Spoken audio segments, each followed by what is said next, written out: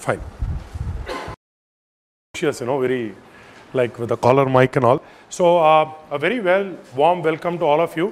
And what we're going to be doing, just to give you a agenda of what we're going to do. So we're going to have 3 parts to the session. The first part to the session is going to be Srikanth, who is an alum from ISB. And many of you might be knowing Srikanth. Not only is he a faculty, he takes critical reasoning and reading comprehension, but he also happens to be an admissions mentor. Okay. He also happens to be an admissions mentor. And am I audible now? Okay, more than this, I have to scream. Okay, so this is all that I can do. So what you might need to do is you might want to come a little closer or possibly turn off the fans, because more than this, if I cannot speak, trust me, very few people can. Okay, so just try to come a little, maybe a couple of rows ahead. So so what Srikanth brings with him is, I'm assuming before we get started, all of you are applying to ISB or intending to apply to ISB. Can I have a raise of hands? Okay. So anybody over here who says, what is ISB? Maybe the wrong session for you. Okay. We also have people online. So we are actually webcasting this, which is why the camera, and we are doing that. So Karishma, you can probably just let them know. So Karishma will be helping me by, kind of interacting with the chat part. So you can just probably put it over there as well. So that is the first part. So Srikanth is going to walk through the essays required from ISB. How many essays do we have? 2 or 3? Okay, so we'll be telling you it's actually 3 essays, right? So the optional essay is also something that we will be discussing, whether you should write it or not. So again, Srikanth brings his experience. So he used to work in Bangalore in analytics, and then from there he moved on to ISB, and now he has come back. He works for Amazon, so a lot of new things that you see, he is actually involved in many of those projects. So, very exciting life post MBA. I hope that's the kind of exciting life that you want to have post ISB. Post that, I will be having a session where I'll be talking about writing B-School essays. Anybody over here who has already written B-School admission essays? Anybody who's done that?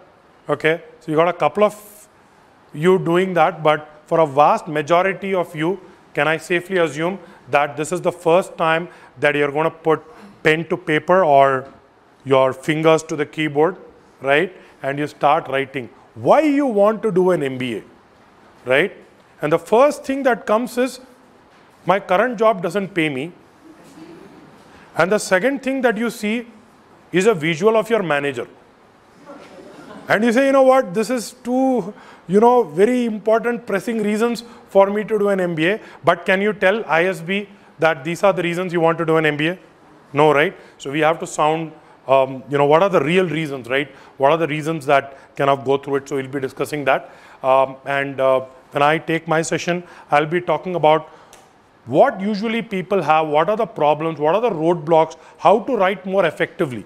Right? So there are certain tools that we use for professional writing. So I'll be telling you what those tools are, what are the things that you have to take into mind when you write. So we'll be talking about that. And at the end, we'll have Vijay Gautam, who is part of the admissions committee at ISB, come and talk to you about admissions to ISB, correct? So what we have also told him is, in terms of, we would like your questions getting answered, rather than, generic stuff about ISB, which I'm pretty sure many of you are already aware of, correct? So if you wait till the very end, we also have something else in store for you, okay? But that's what I had from my end. So Shikla is ready. I can get started with Srikanth. Okay. So before I get started, Srikanth, just a quick question, which is how many of you have created your login ID at isb.edu? Okay, so you can ask that question online also. Here is the first thing, 100% of people who get into ISB do one thing that is common. Do you know what it is? Log into isb.edu and create their login account. Okay.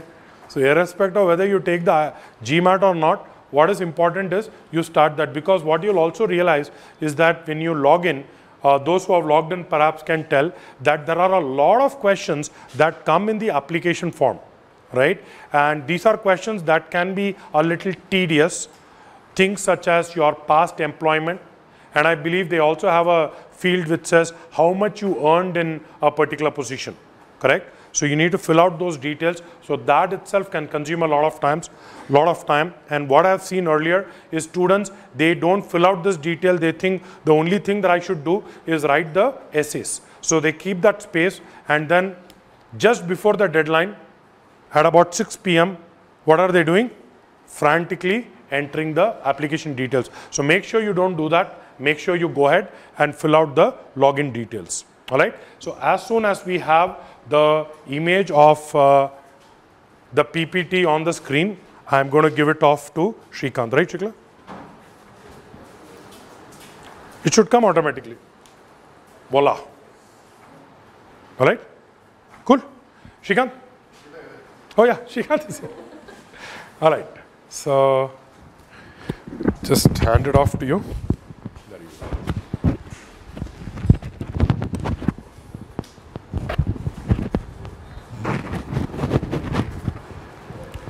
Can you all hear me?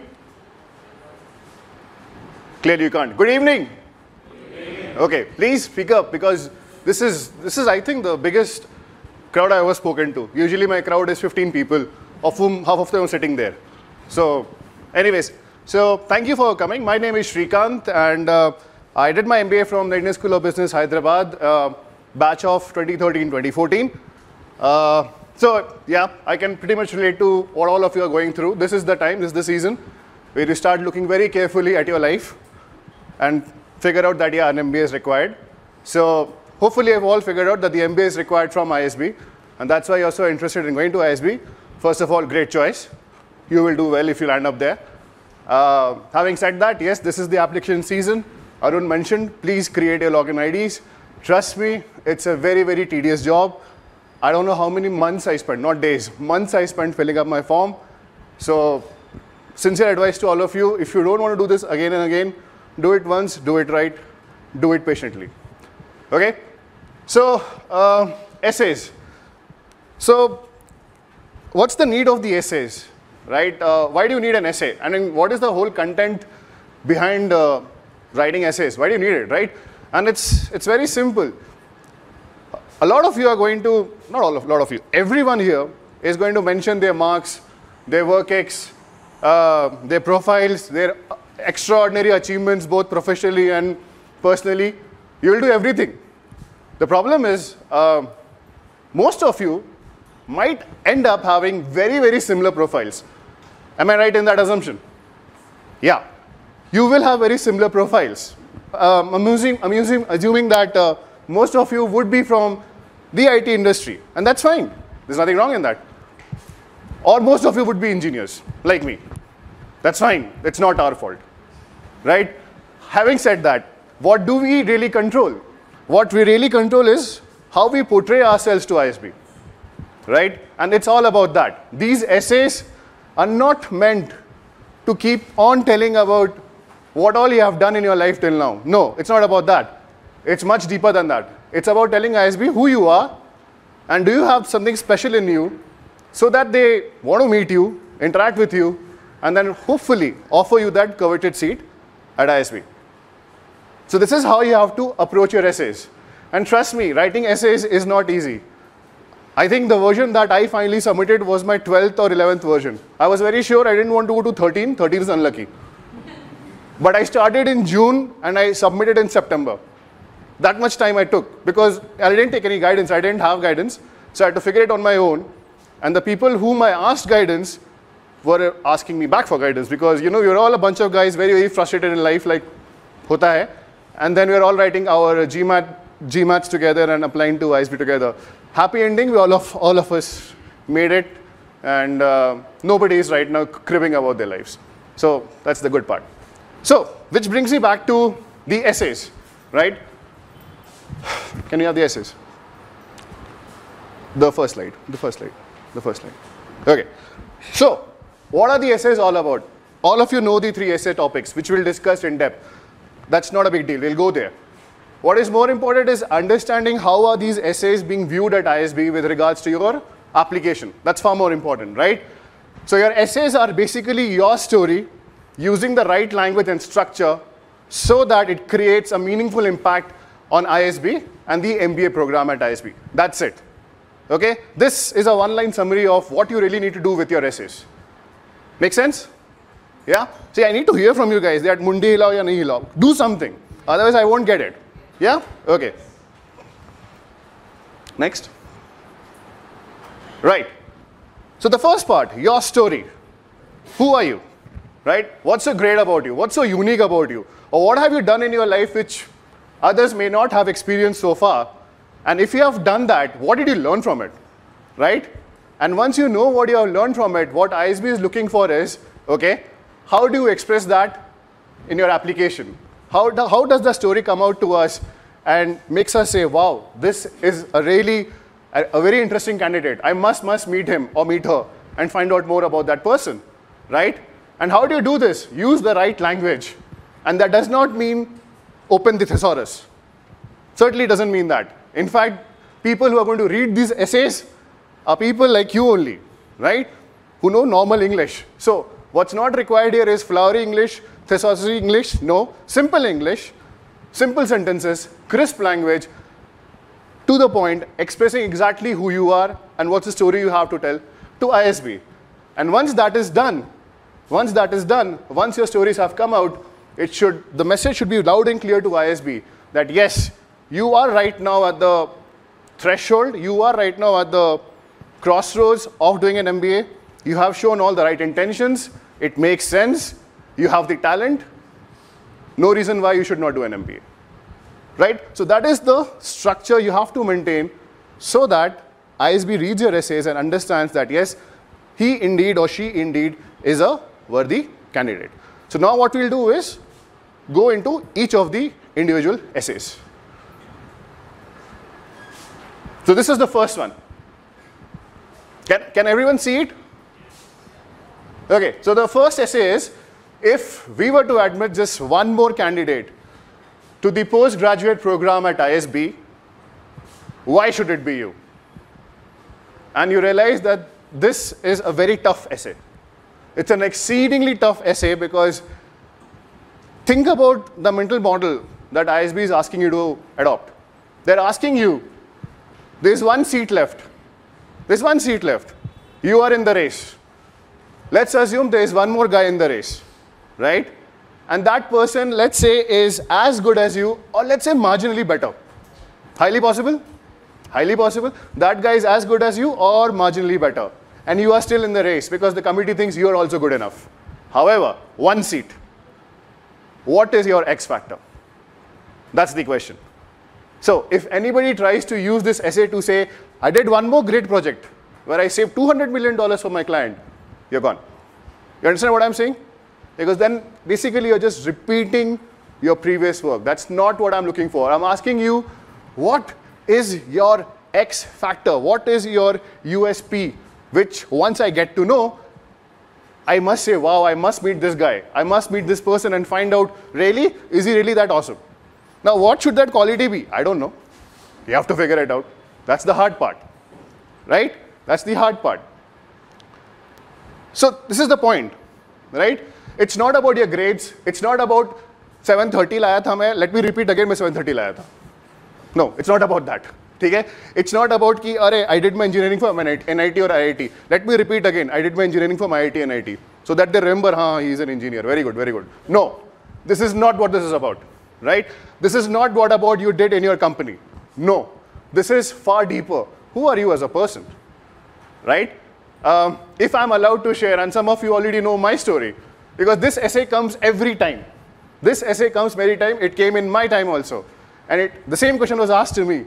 And like most people, I also started writing something great about what I had done at work.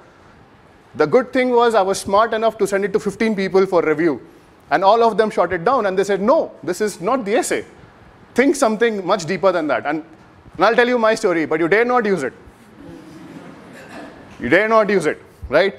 My story was very simple. When I was a kid, and here's the thing, this is not a professional story I'm going to tell you, but it still made an impact because I made it there, right? The story was very simple. I said that when I was a kid, my parents named me Samrat. That was my actual name, Samrat. In fact, my full name is, embarrassment, Samrat Vikram Singh. Okay? I hated it. At the age of 3, I figured I hated it. And so when I went for my admissions in nursery to school, the principal asked me, "Beta, what's your name?" Now at that time, when India used to play cricket, there was a guy called Krish Srikanth. Great cricketer, right? He didn't care if he got out. All he cared was having fun. To a 3-year-old kid, that's like the ultimate level of happiness. Done. From today onwards, my name is Srikanth. That's what I told the principal. My name is Srikanth, don't listen to my dad. 3-year-old kid. What did the principal do? Obviously, sure, he wrote down Srikanth and he went outside and told my dad, congratulations, your son Srikanth is through to Xavier's. I like, great, who is Srikanth? Your son. I need not say what happened after that, right? I don't know how much whacking I got, bahut maar padi, but that's not the point. The point was this. At the age of 3, I did something which was pretty unique. That's my story. It has got nothing to do with what I did in analytics. Correct? I didn't write anything about that. I didn't write about how I went to a great engineering college. I didn't write about that. I wrote about a very simple incident very early in my life because I knew that if I wrote this story in the right manner, think of the impact it creates, right? What does the committee think about this guy? If you read this story, what does the committee think about this guy? Determined, doesn't care, daredevil, deed. A lot of things come out in your mind. That's fine. But would you want to meet this person? Would you want to meet this person who, so early in his life, realized he's not going to listen to anyone? Let's meet him. Let's see if he still has that spark in him or not. So that was my story. And I'm pretty sure nobody has that USP at the age of 3 years old. So now put yourself into the same shoes and think, do you have such a story in your life which brings out a side of your personality which people would want to know? Because remember this, it's very easy to say that, yeah, I am very determined. Where's the proof? Right? I need an example. Similarly, if somebody says, I'm very hardworking, agree. Where's the proof? Right? So whatever characteristic you want to bring out about yourself, please have an example. And it's not necessary that you write about 10 such characteristics of yours that you are God. No. 1, at max 2, but that's it. Because remember, you only have 400 words. So in those 400 words, you have to tell this entire story and convince the team that yes, indeed, this person has something very special in him. Next slide. So how should you do it? Think of the example I gave you, right? Start off with the pitch. The pitch is simply stating, I am this person. I am this person and I have XYZ qualities which I think are very, very cool. Don't say cool, but you know what to say, right? And once you have said that, you move on to the example, okay? Show us relevant examples where you have actually exhibited such behavior. And make sure those examples make sense, not random examples. Because remember, whatever you write is going to be cross-verified. I'm sure they went to my principal. But please be careful of what you write because everything is going to be verified. So once you have done that also, right, you simply talk about the benefit. Okay, fair enough. As I said, in my case, this person comes out to be somebody who's very determined and who's willing to take challenges and risks and doesn't care. Fair enough. If ISB gets to know this story, then how does it benefit ISB? Or how does it benefit its MBA program? It benefits them because it's important that such people enter these programs and are willing to do new things and are okay if they fail. That's the impression it creates. Yes? With respect to the story that you share, does it have to have a positive result in the end, or does the result not matter but the journey entirely does? Oh no, it's never about the result. It's never about the result. It's about what does that story tell you about the person you are. See, okay, if my dad had said nothing doing, 5 tight slaps, change back the name, what would have happened? Would I have still not shared the story? Because it still does not change the facts about me. Right? So say you took up a job at a startup, right? And you had a very good opportunity impact to create. Hmm. Now, although, and the startup turned out to be a complete sham for some reason, right? Now, the impact that you would have made in that year wasn't equal to that impact, but the journey that you entered with, you learned the lesson, but it's still not very positive. So how would you, You talk about your journey, you talk about the experiences you went through, you talk about what all changes happened to you personally, and how you plan to use those changes to improve yourself in the future. Doesn't matter this failed. There'll be hundreds of such opportunities. Make sense? So what he asks is very relevant. If the story does not have a happy ending, should I still use it or not? Absolutely use it. Absolutely use it, because it's more about how it changed you or influenced you as a person rather than how it changed someone else. Make sense? Okay. So, as I said, the benefit, if you are that unique, if that is your USP, how does ISB benefit? How does the student body benefit? How does the corporate world benefit?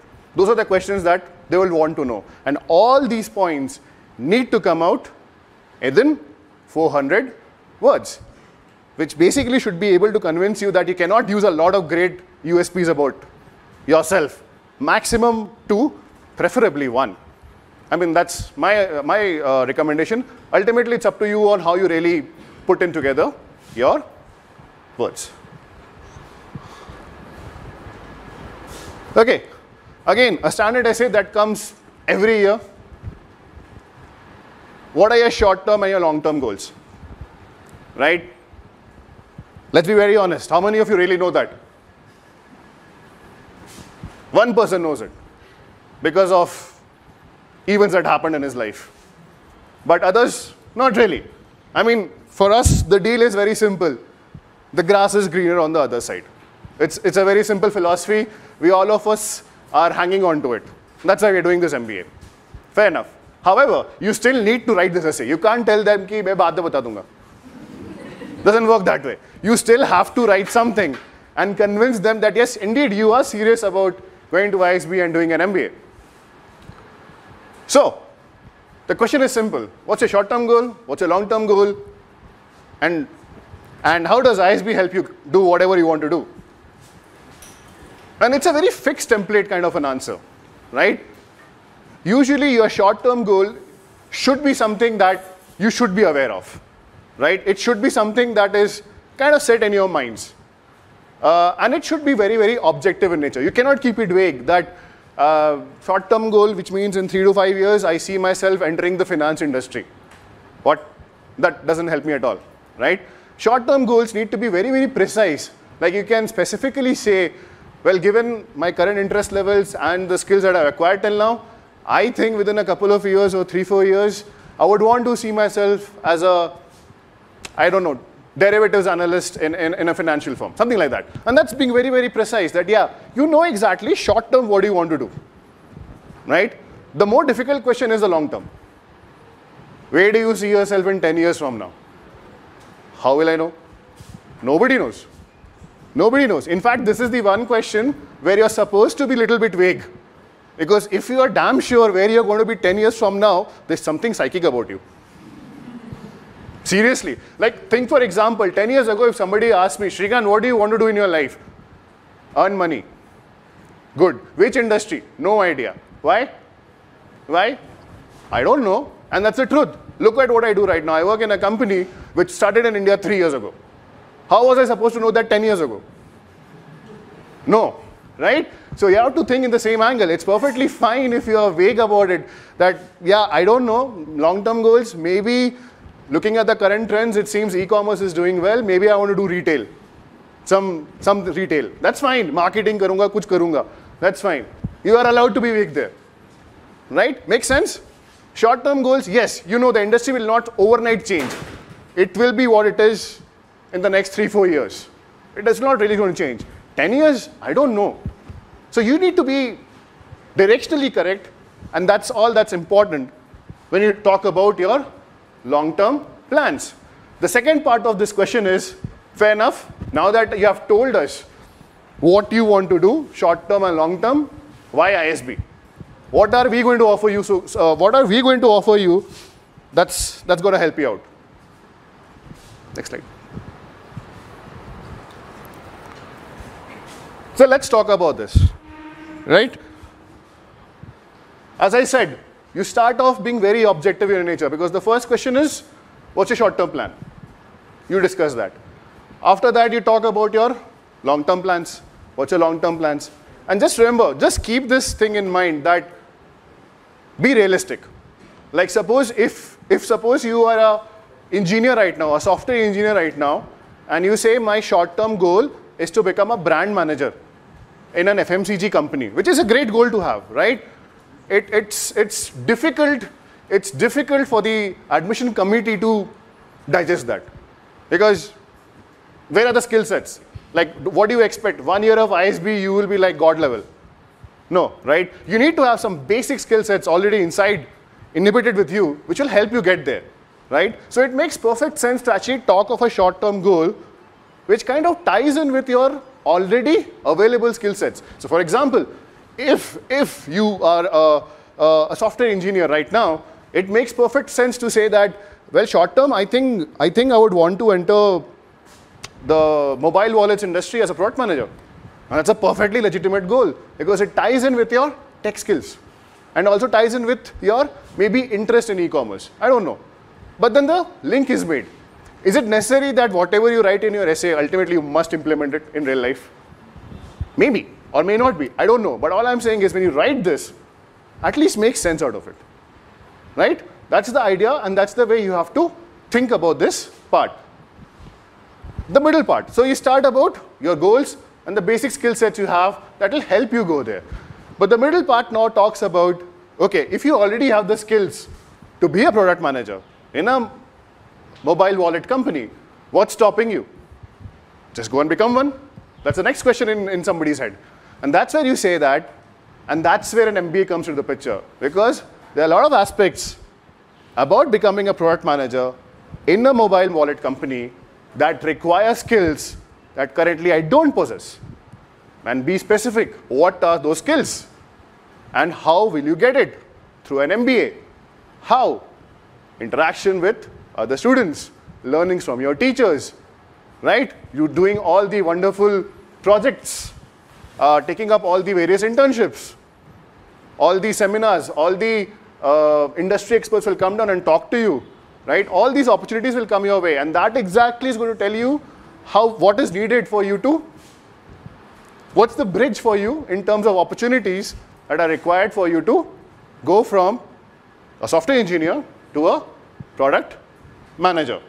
And the end, which is your last 100 words, should be focused on, okay, fair enough. We now know what you want to be. We know the gaps. We realize that an MBA is required to fill in those gaps. Why ISB? Specifically, why are you choosing us? Why are you not going to some other B school who could have given you the same facilities or even better? Why are you choosing us? And you cannot be vague in this. And you cannot use reasons that world-class infrastructure, great faculty, peer network. If you use these 3 sentences, doesn't matter what you want to be in life, it will not happen from that school. I'll be very clear in that, right? Everybody has world-class infrastructure. That is not the reason why you do well, right? By that standards, think of IIPM. It's not the benchmark, right? Infrastructure is not the reason why you do well, okay? It's something much deeper than that, right? And what is that? It's the students, it's the alums, it's the people in the industry from ISB who have done something in life, right? Those are the guys who are telling you, go to ISB, because once you become an ISB student, the networking opens out for you. And we tell you, or we guide you, or we help you out reach your goals. That should be your story. How do you do that? Do a lot of research. Go to LinkedIn. Find every ISB alum you find. You can go and bother them. And they will help you out. Because at the end of the day, it's very self-gratifying. That you're coming to me for help because you want to come to my college. Very nice. Come. It's self-gratification. And they will be readily helping you out. Take their help. You need the help. You really need the help. Think of how many of you are applying. Okay?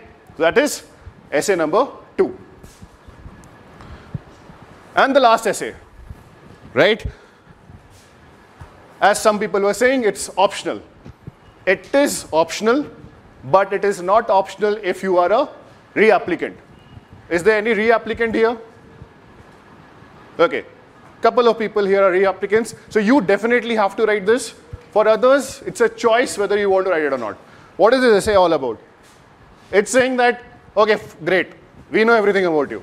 We know your GMAT score. We know your class 10 marks, your class 8 marks, your class 12 marks, right? What you did in first year of college, second year of college, how many fests you organized, how much money you saved for your projects. Everything you have written, all your USPs covered, short term, end term, nothing left, right? And then they're saying, और भी कुछ बोलना है. That's the question. और भी कुछ है? Is there anything else you want to tell us before we pass judgment on you? Tell us right now. That is this question, right? And remember, you should attempt this only if you have something to tell. Don't tell them, did I remind you of a 715 GMAT? That is not what this essay is all about. Please remember this, okay? As I said, it's compulsory for re-applicants. Why? Because re-applicants did not make the cut last year, right? And their story, ISB already knew. They applied last year, which means their profile was with them. So whatever you're going to write, yeah, maybe you'll write it in a more refined manner. But the content is going to be basically the same. All they're asking you is, 12 months have passed since then. Kya kiya? That's the question. What have you done in those 12 months to tell ISB that now I'm ready, right?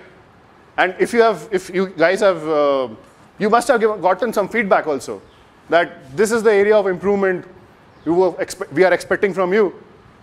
The questions will be very simple. You have 200 words to explain the 2 areas or 3 areas of improvement they've spoken about. What have you done about them? With examples. It cannot be simply that, yes, now I'm very confident in life. Don't worry. That cannot be your essay, right? I need a legitimate example of something you have done the last 12 months that does exhibit that, yes, this guy indeed has grown in confidence. That's the essay. Make sense? Okay, so that's for re-applicants. It's also necessary if you are an applicant who has had a break in education or employment. Like he mentioned, he was in a startup, didn't do so well. Did he get another job immediately? I don't know, maybe he did not. Maybe he waited for 6 months. But all I want to know is, and what you should be trying to tell the panel, because see, the panel will only have your grades and your marks and your this, and if they see a gap somewhere, they will have an open mind, thinking, okay, what happened? Why is there a gap of 6 months or 12 months here? What was the guy up to? Was he sick? Or did he go through some tough circumstances? What happened? Use this essay to talk about that story. That's it. Just remember, it cannot be a sob story. You know what's a sob story, right? It cannot be Karan Johar. Keep it within 2 lines. What happened to you? Fair enough. You dealt with it. What did you learn? What did you learn while you were going through that difficult phase? And now that you have learned, what do you plan to do to ensure this never happens to you again? That's the essay. Make sense? So that's the essay that's super important for people who had a break in education or in employment, depending on circumstances. And the last one, as I said, if you really have something more to add, I told you, right, the first essay, what's your USP? What's your USP so that ISB says, fair enough, you know what, I'll take you if there's only 1 seat left. This last essay says, one more chance, right? Do you have one more wow factor about you? Something that I didn't know. Something that if the panel gets to know about you, they would say, my God, we must meet this person. It's a tough essay. It's a very tough essay, right? There should be really something great in your minds that you should be discussing about. Otherwise, personally, it may not add a lot of value. If you're just going to repeat stuff. Make sense? But if you do have it, it will give you an edge. Because then it does show me something additional, something extra about you in your personality. Okay? So those were the 3 essays that I had in mind. So this is the same thing. I've already mentioned this. It cannot be a sob story. Please focus, if you're a re-applicant, on specific examples of improvement. And for wow factor, it really should make the admins go, wow, we better meet this person. Why did we wait till the last essay to read to decide whether this person was worthy enough or not, right? That should be the impression that this last essay should be making. Okay, so I'll quickly summarize this. If you have any questions, shoot right now. The first question was, the essay was, if you were to admit just one more candidate, why should it be you? Remember, it's about 1 seat. you versus a very close competitor who is probably better than you. That's what this essay is about. And they're asking you, what's your X factor? What's your USP that defines you as a person and has potential value to the business school? That is essay number 1, right? Essay number 2, what's your short-term and long-term goals? Be objective, be precise when you're describing your short-term goals. It's okay to be vague if you're talking about your long-term objectives, because frankly, that is supposed to be vague, right? But discuss your current skill sets, discuss what are the gaps in those skill sets, what are the opportunities you need to develop those skill sets, how an MBA will help you get it there, and then very specifically, what is it that the ISB has to offer so that you make the cut. That's essay number 2. And essay number 3 is any additional piece of information. As I said, this is compulsory for people who are reapplicants, who have to highlight specific areas of improvement that the panel suggested to them 12 months ago. It's also super useful for people who had a break, either due to employment issues or education issues. Talk about why the break happened, what did you learn in that phase, and what are you going to do to ensure that this never happens to you again, right? And the last one, if you really think that there is something really, really cool about you that the panel still doesn't know, and it's weird how they still don't know, because you have like so many points to cover till there in your application form, but you still believe that there is one more factor about you that they do not know yet, please use these 200 words to describe your quality. I have a question. Who is the panel? Who is the panel? Do we discuss this right now or later? We can do it. Okay. Be ready to be shocked. Students. So, okay, the first round of culling, how it happens is, all your essays, when you first apply, it goes to the current batch of students who are already in ISB. Okay? We read the essays, right? And we are asked to categorize them into yes, no, maybe. And it's not that only one student gets to decide, not like that. A lot of people will read your essays, okay? It will be floated around.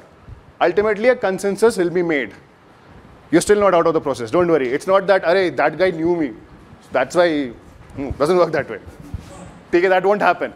But yes, students will read your essay, the current batch will read your essay. They will form an opinion, yes, no, maybe, bucket you down, right? And then this information is then passed on to a professional body, the admission committee. There's a professionally paid body within ISB, which consists of both faculties as well as external consultants who form that committee, and then they will use that opinion. It's not a deciding factor. They'll use that opinion, again go through the essays and take a judgment call whether you make it for the interviews or not. That's how it is. And what is the minimum that ISB is looking for? What is the Minimum that ISB is looking for? minimum? क्या होता है? Minimum in what? So what is ISB expecting out of a candidate after he goes through the entire ISB, PGP, and say a short term and a long term? What are they expecting you out of short term? What are they expecting you out of long term when you're done ISB? What is that they expect? Okay, short term and long term. First of all, ISB expects that whoever they admit is employable. Point number 1, right? Which means you must be smart and you must have the drive in you to succeed and fight it out. Okay? Remember this, that ISB ISB will give you the field to play, an equal field. You're up against all your other peers, right? It's up to you whether you make use of that opportunity or not. Now, it depends on what opportunity means to you. For somebody, an opportunity would mean getting a job in McKinsey, right? For somebody, the opportunity would mean using ISB's infrastructure to go for a PhD in actuarial sciences. I don't know, right? The facility is there, the opportunity is there. You take it, you grab it, right? There's no short term or long term. Expectation is very simple. Keep ISB as something that you would want to remember forever, as a pleasant memory in your lives, right? As simple as that. And if you can somehow drive it, go back to ISB and recruit students again, if that helps. start Shrikant Singh Center for e-commerce. Yeah, please. With a donation of $20 million. Long-term goal. I'll ask Jeff. So we have a few questions from our online students. Okay. Question one is, you would want to repeat the question so that they know that you are answering to the question. Into the mic, you probably might. What do I have to say? Yeah. So the first question is essentially important if there's a gap of 2 to 3 months between your graduation date and date of joining your first job? Okay. Okay, so the question that's been asked is that the gap, you're talking about the gap here, right? That if the gap is only a couple of months, is it worthy of being spoken about? What do you think? Louder? Not really, right? I mean, happens to all of us.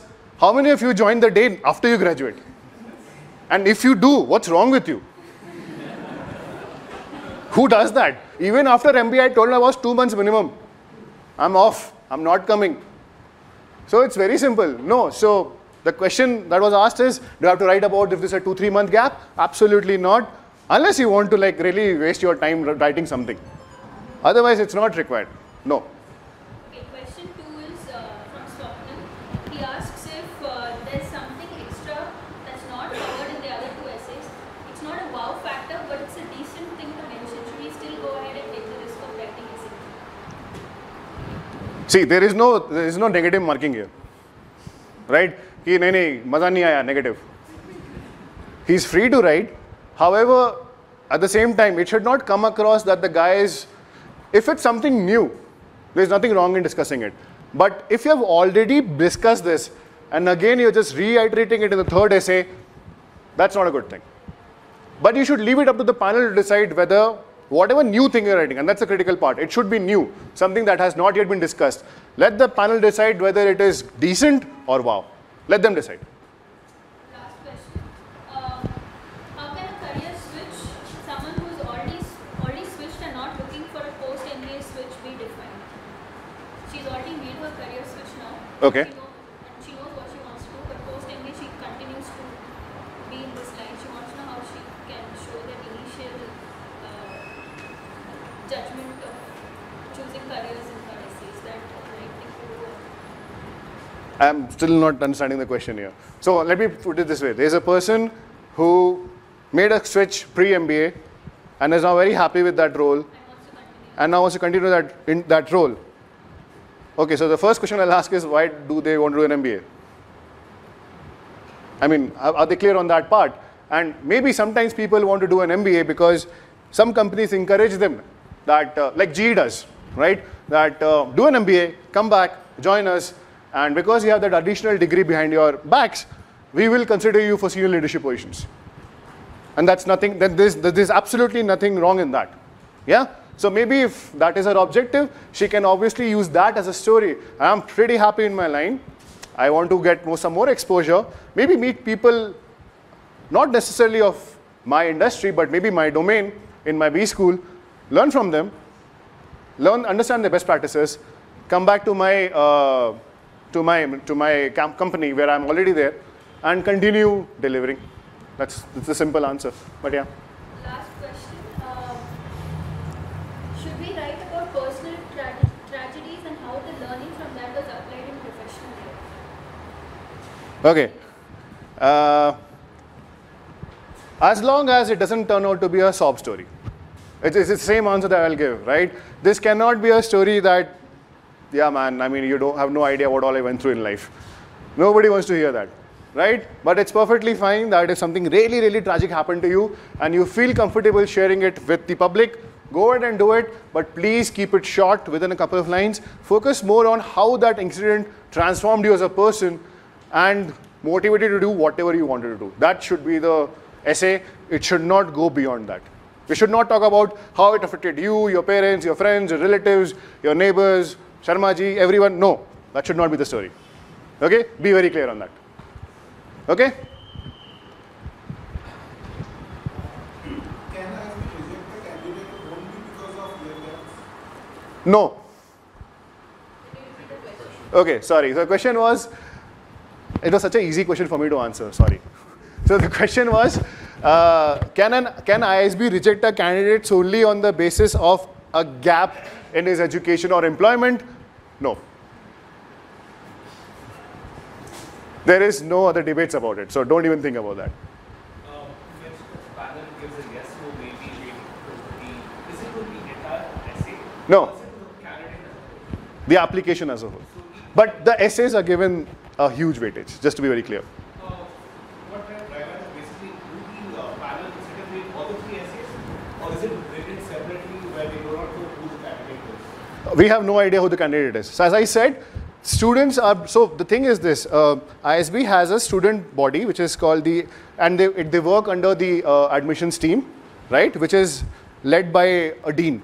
The admission team is led by a dean and who has a professional body with him, and the student body is also engaged, and the essays come to the students, right, and the students read the essays and give their opinions, right?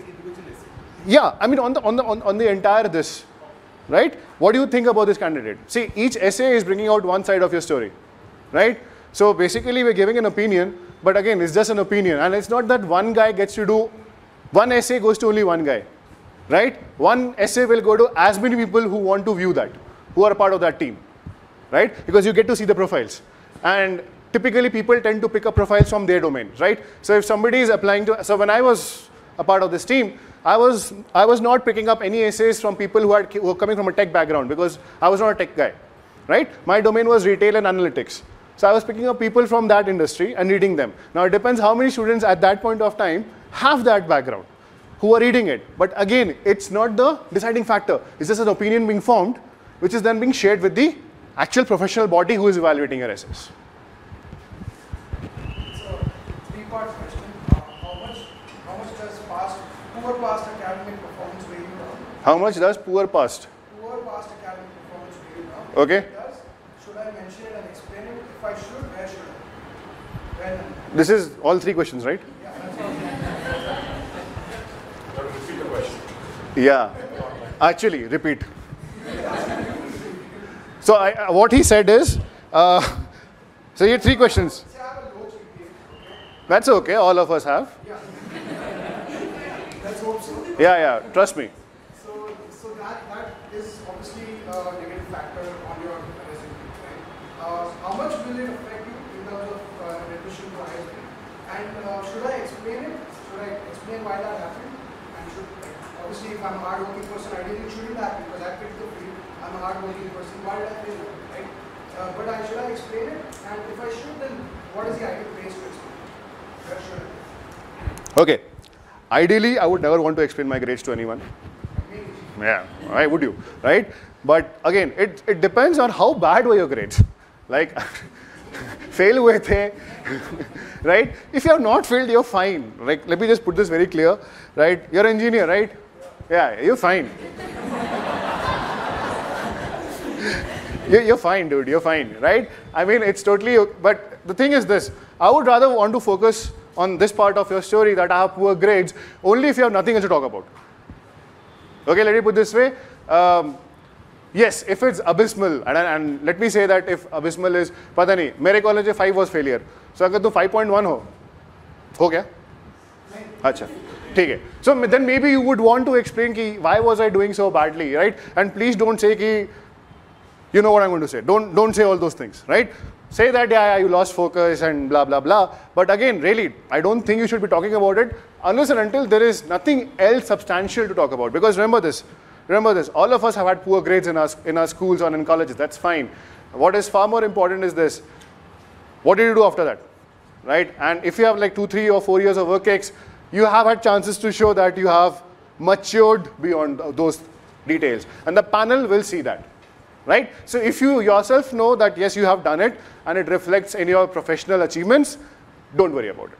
Right, so what I get from this is there's no need to proactively. Just one thing we just have, probably we just need to, because I have a Q&A after this also, we will take one question per student. Yep. Okay. So how much time do I have? 5 minutes? Last 2 questions? We can take questions. Just let me know. Okay. I've read that social activities as well as extracurriculars matter a lot in the MBA profile. So now this is going into MBA profile. I think we're sticking onto the essays, right? Let's stick to the essays. stick to the essay questions. So there's one question online. It says, for someone with a higher experience, 10 plus years work ex, how do expectations from the AdCom change? Okay. So if a person has 10 years plus of experience, which means that they would have a wealth of knowledge, they would have gained professionally, the expectation of the AdCom would be that they would be having a lot stronger examples about their work to talk about in their essays, right? Simply because they have had the opportunity and the time to do so over like 10 years, right? And obviously the short-term and the long-term goals for these people will be very, very different, right? Short-term goal for a person with 10 years of domain experience will not be that I want to be a brand manager or a product manager. It would be at a much higher level, right? So I think that's the only expectation. And yeah, I think people with a lot of WorkX should primarily focus on their WorkX when they're talking about their essays, unless specifically they have done some really amazing cool stuff at a personal level.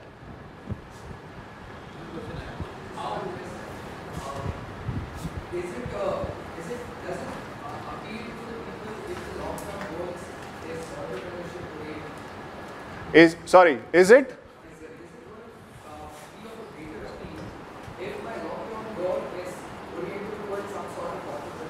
Okay, that's a good question. So one of the most frequently debated topics is entrepreneurship, right, with respect to MBA. And is it fine to write about that my long-term goal is entrepreneurship, right? Yeah, it's fine to write about entrepreneurship, but just remember this. Just because you wrote that your long-term goal is entrepreneurship does not give you any additional brownie points, right? In fact, if people discuss that, you know what, my long-term goal is entrepreneurship, and you do land up for the interview, you should be expecting them to probe you about your entrepreneurial goals. So it should not be a random, shot in the dark that it sounds very cool to say I want to be an entrepreneur. You should be knowing what you want to do and have at least some basic roadmap in your heads, if not an exact blueprint. So how interesting, since people are going to read these essays, and students as well as people about that, how interesting should these be for reading purpose itself? Because I'm talking a lot about myself, right? I mean, obviously I'd be more somebody to start and you have to this in life.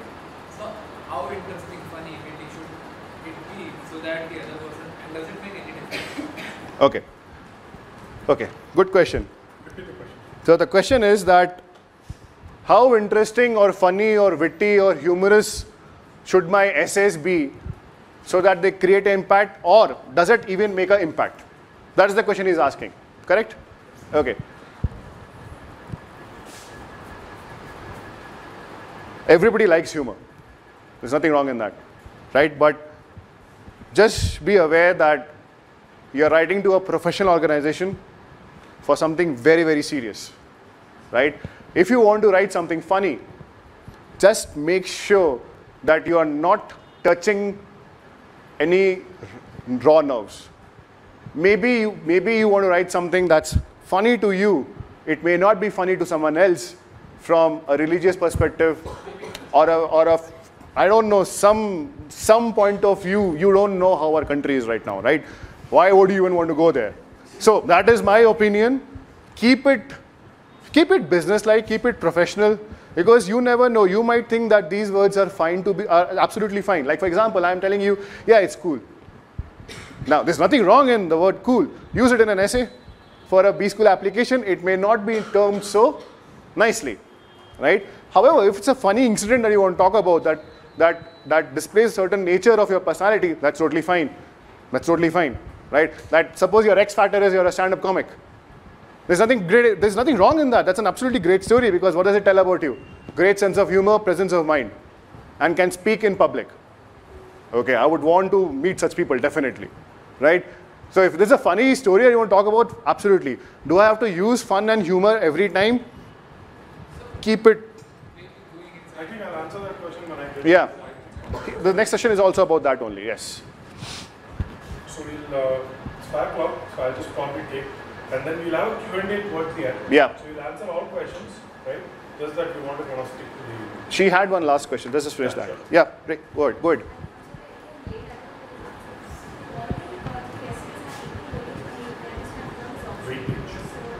Okay, so the question she's asking is, do all the 3 essays have equal weightage? Yes, they do, provided you attempt the third one. Otherwise, your evaluation is based on the 2 essays you have written. Essays have equal weightage. Okay? Okay, so thank you.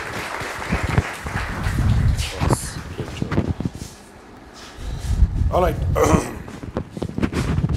So, fine. All right. So, sorry to play the timekeeper. Just that we'll go till about 5:30. Vijay has also come, and post that Vijay will be taking a session.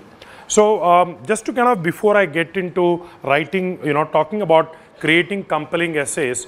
There was a question which is, should my essays be interesting? If you cannot sell yourself to ISB, or you cannot pitch yourself to why you should do an MBA, you should not do an MBA. If you cannot write 1,000 words which are interesting, then pretty much you can kiss your chances, because throughout your life, one thing that you'll realize in your post-MBA career, and Srikanth can probably attest to that, you are selling things, right? He may be selling Coke Zero, right? You could be selling something else, but you have to be interesting, right? So one thing that unfortunately we have not been taught is how to write well, how to write effectively, right? If you go to US, you see right from school, college, 8th standard, 9th standard, they are taught how the introduction should be. I have a nephew who does that, right? How the body should be, how it should be closed. They actually teach you how to write well.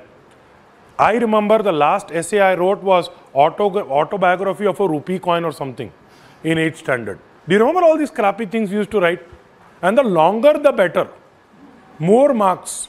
The ranker used to ask for extra supplementary. So I'll say, maybe I'll also write something. One more page, I write crap, but eventually it is more of the same thing, right? What I'll be telling today is, I'm going to keep it very simple, right? First of all, why are essays important? Can you just go to the next one? Why are essays important? If you look at your application, it consists of resume, right? So resume in this case would be your application form. So there is your background, what you have done, right? Which probably has just about a page. Then you have recommendations, which is again limited. There are specific questions that your recommenders have to speak or have to say about you. But here is the main thing, the best bet is writing your essays. That is the window to knowing who you are, right? There are going to be thousands of people writing the same thing. I worked for 4 years in this particular company. What is my biggest challenge? Biggest challenge, one day my project manager did not go. I stepped up, I did this, blah, blah, blah. I got this medal, not medal, whatever they give in HR, right?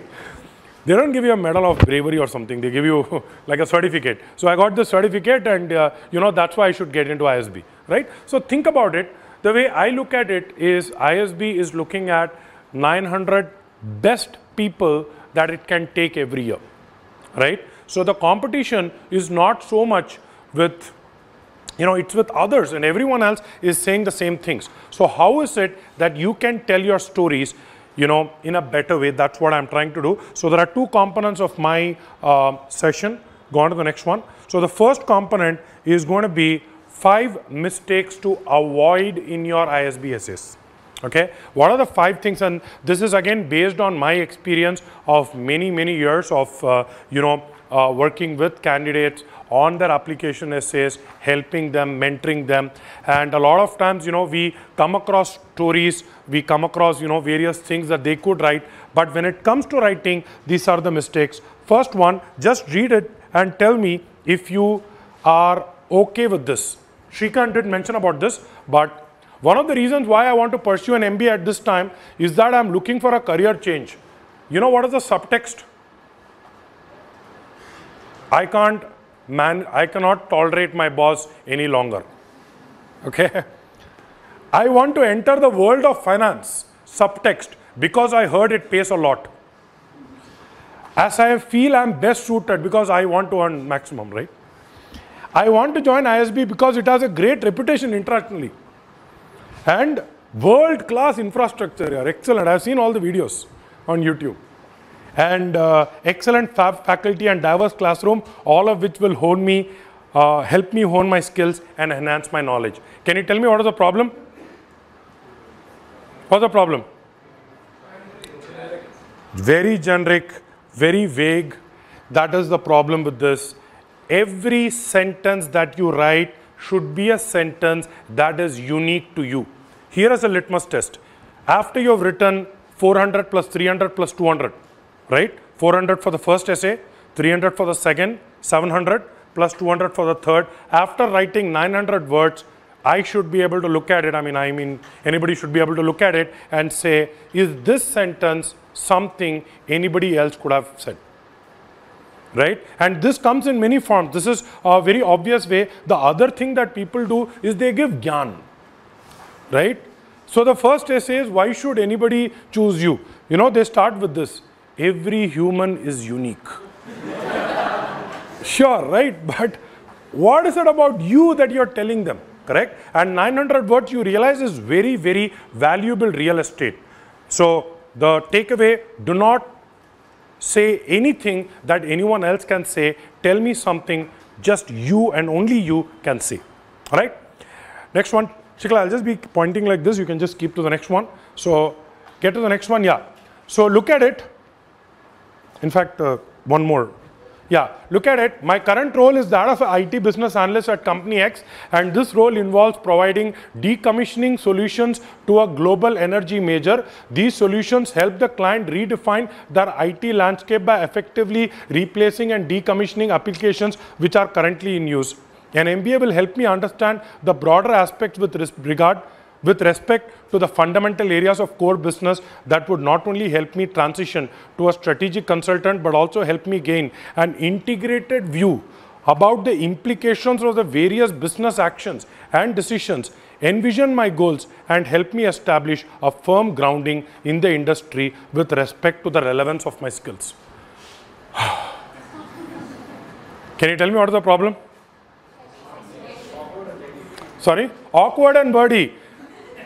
Anybody who's prepared for the GMAT will resonate with that phrase.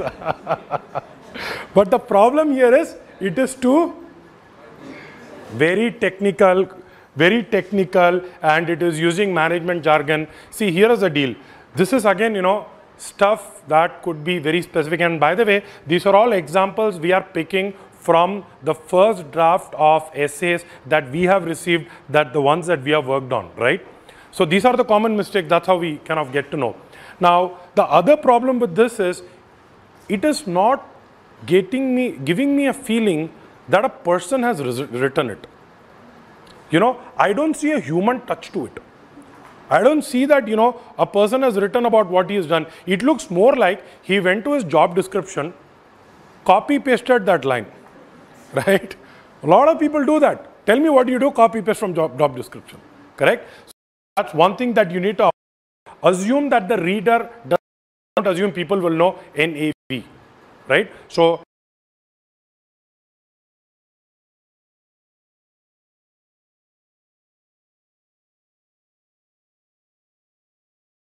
try to write it in such a way that your grandmother can understand it, okay? And if you have a grandmother, God bless her, but go and show this essay and say, Grandma, do you understand this, right? If she says, yeah, I'm able to figure out, that's a good essay, correct? Next one.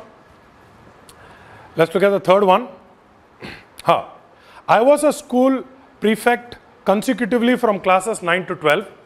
I was part of the under 13 district volleyball team and have helped win many matches. I have also represented my quiz in many quiz and debate competitions. The only thing that is missing over here is they have not mentioned the lemon and spoon race they won in 8th standard. Do not give something that is dated, right? There is an expiry date. You know how I would read it? I would read it and say, if you have nothing important to talk about in the last 3 years, you probably did not do anything important in the last 3 years. Your only claim to fame is what you did in 8th standard. Then your life went into this, it went into a freeze. Then when they thawed it, you woke up and you started writing your application essays. Correct? Cannot be. So you need to be able to tell something that is slightly more recent. Let's look at this one. Can you tell me what is the problem with this? I was responsible for achieving the quarterly sales and revenue target set by the company. I also manage the sales force in many of the company's rural and urban retail outlets. Though the market declined over the past year, I helped my region grow tremendously. What do you think could be a possible problem?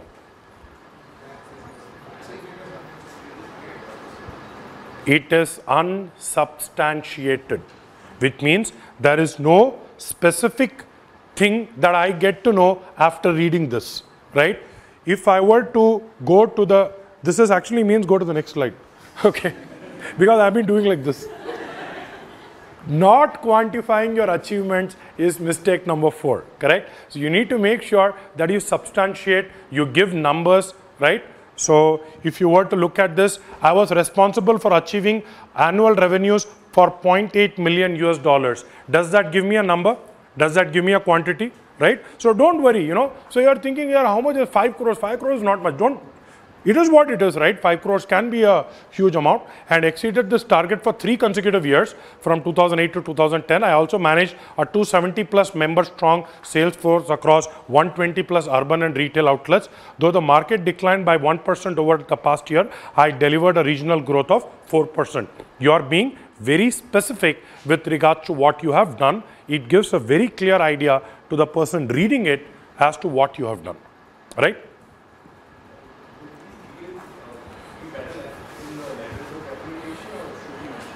So first thing is that there is space in your application form, right? So do mention it in your application form, but your letters of recommendation are not going to give you data.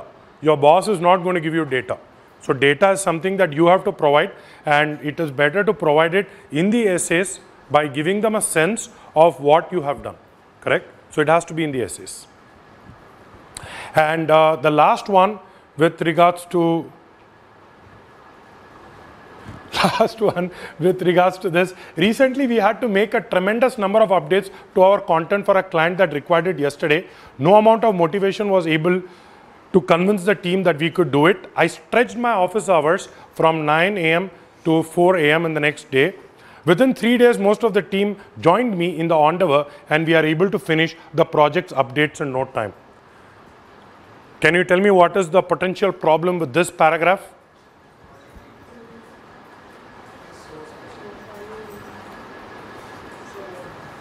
You're all mumbling. It is not a? Not a, why? He encourages team, no? He encourages team to join. No. Did he say he's a manager?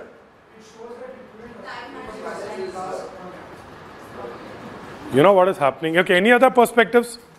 Poor manager, that is number 1. Second, could not manage time. What the hell were you doing the whole day that you went at 4 a.m.? I want to know that. Turn on the CCTV cameras. Huh. It took 3 days for your teachers to join the intervention. Sorry? Nothing so special that you mentioned. Great. It took 3 days for your team to join you and not It took 3 days, right? Great. All of it excellent answers. Do you realize what's happening?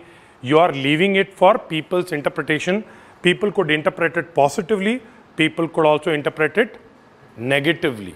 Correct? So here a lot of you did a great job of, interpreting it negatively. But if I were to believe, just look at the same thing, right? I strongly believe that if one's passionate about one's work, this infuses a sense of ownership, commitment, and pride in everyone around. Recently, a client requested numerous updates to be made to our content within a very short time span. The enormity of the task was such that no amount of motivation could convince the team that it could be done, right? So they are all given up.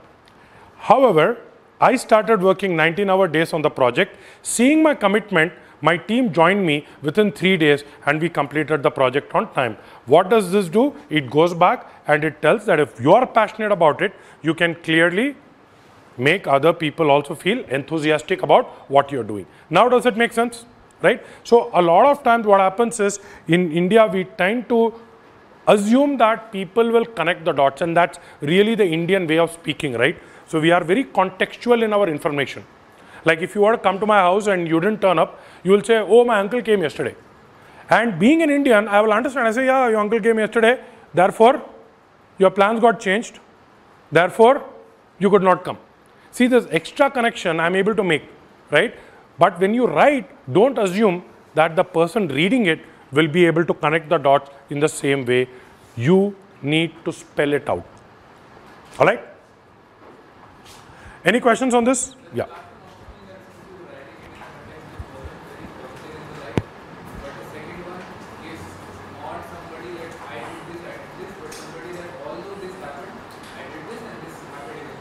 I didn't get the question actually. The first one was in the light where you are probably, it's not very positive to say that they did not do it and all of that. No, I think the first one, to be very honest, was positive because he did a lot of hard work.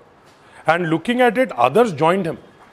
But he assumed that you would be able to connect the dots, right? So a lot of times writing is about being clear, being, spelling it out is what I wanted to really convey through that. Any other questions based on anything? Is it okay to put in something now? You try to achieve something, it's morally justified, but then you're bending laws or something for it. Is it sensible to put in something like that? Okay. So the question is, if you have had to bend laws, is it good or is it advisable to put it in the essays? Depends on how much you bent it. So first of all, here is the deal, right? I am assuming that all of you are good citizens of the country and that you wouldn't do it, but don't, mention it when it is not as, I don't see a scope in any of the 3 essays to talk about something that you did that you shouldn't have done, correct? It's morally justified because the lack of context, right? You can't exactly get anything. We will West Africa. So I'll just give an example of corruption. In Africa, corruption is just the way it works, correct? You know what? It could be a great question, it could be a great answer to a question for perhaps another school, but over here I don't see a scope where you could have spoken about how corruption and how it influenced or what you had to decide. It could be a great answer for a question. Think about, one of the biggest decisions you had to make or the biggest challenge that you faced and how you are able to overcome it, right? For that, it could have been a good answer, but for ISB, I don't see the scope coming through these 3 essays. And just one point on the last essay, which is, the optional essay, what Srikanth mentioned, just to reiterate. When you are writing this, again, people end up becoming banal, trite, hackneyed. They write things that, 200 extra words, yaar, kuch likhte, like let me write something. Oh, what do I write? So they'll say, I had 2 projects that I've done so far. One project I mentioned in the first essay.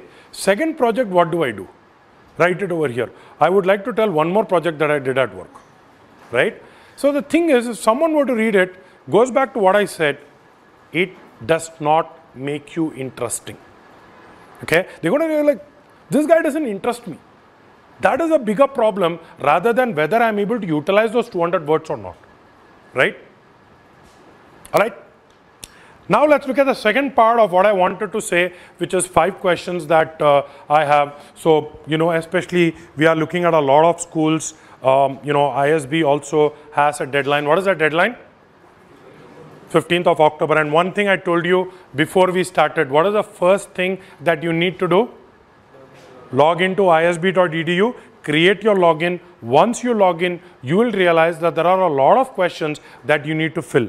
For example, if I were you, I would probably create a checklist. I would create a calendar, right? So what are the things that I require in my checklist?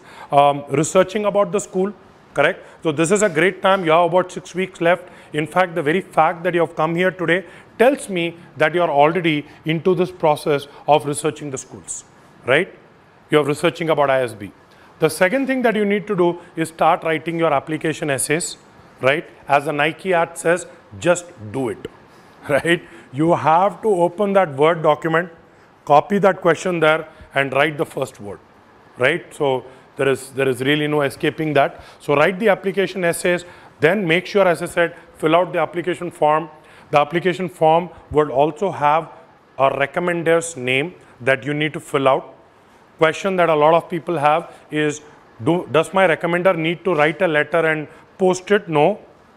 Your recommender will get an email with a link and he just needs to go and fill out the questions over there. So make sure recommender does that. And once you have done that, once you have sent in your application on October 15th, what is the next thing that you need to worry about? Your interview, right?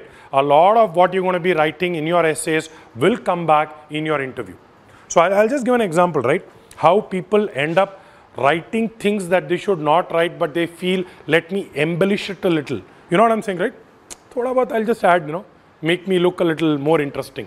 So one of our students, long time ago actually, he played cricket and he loved cricket.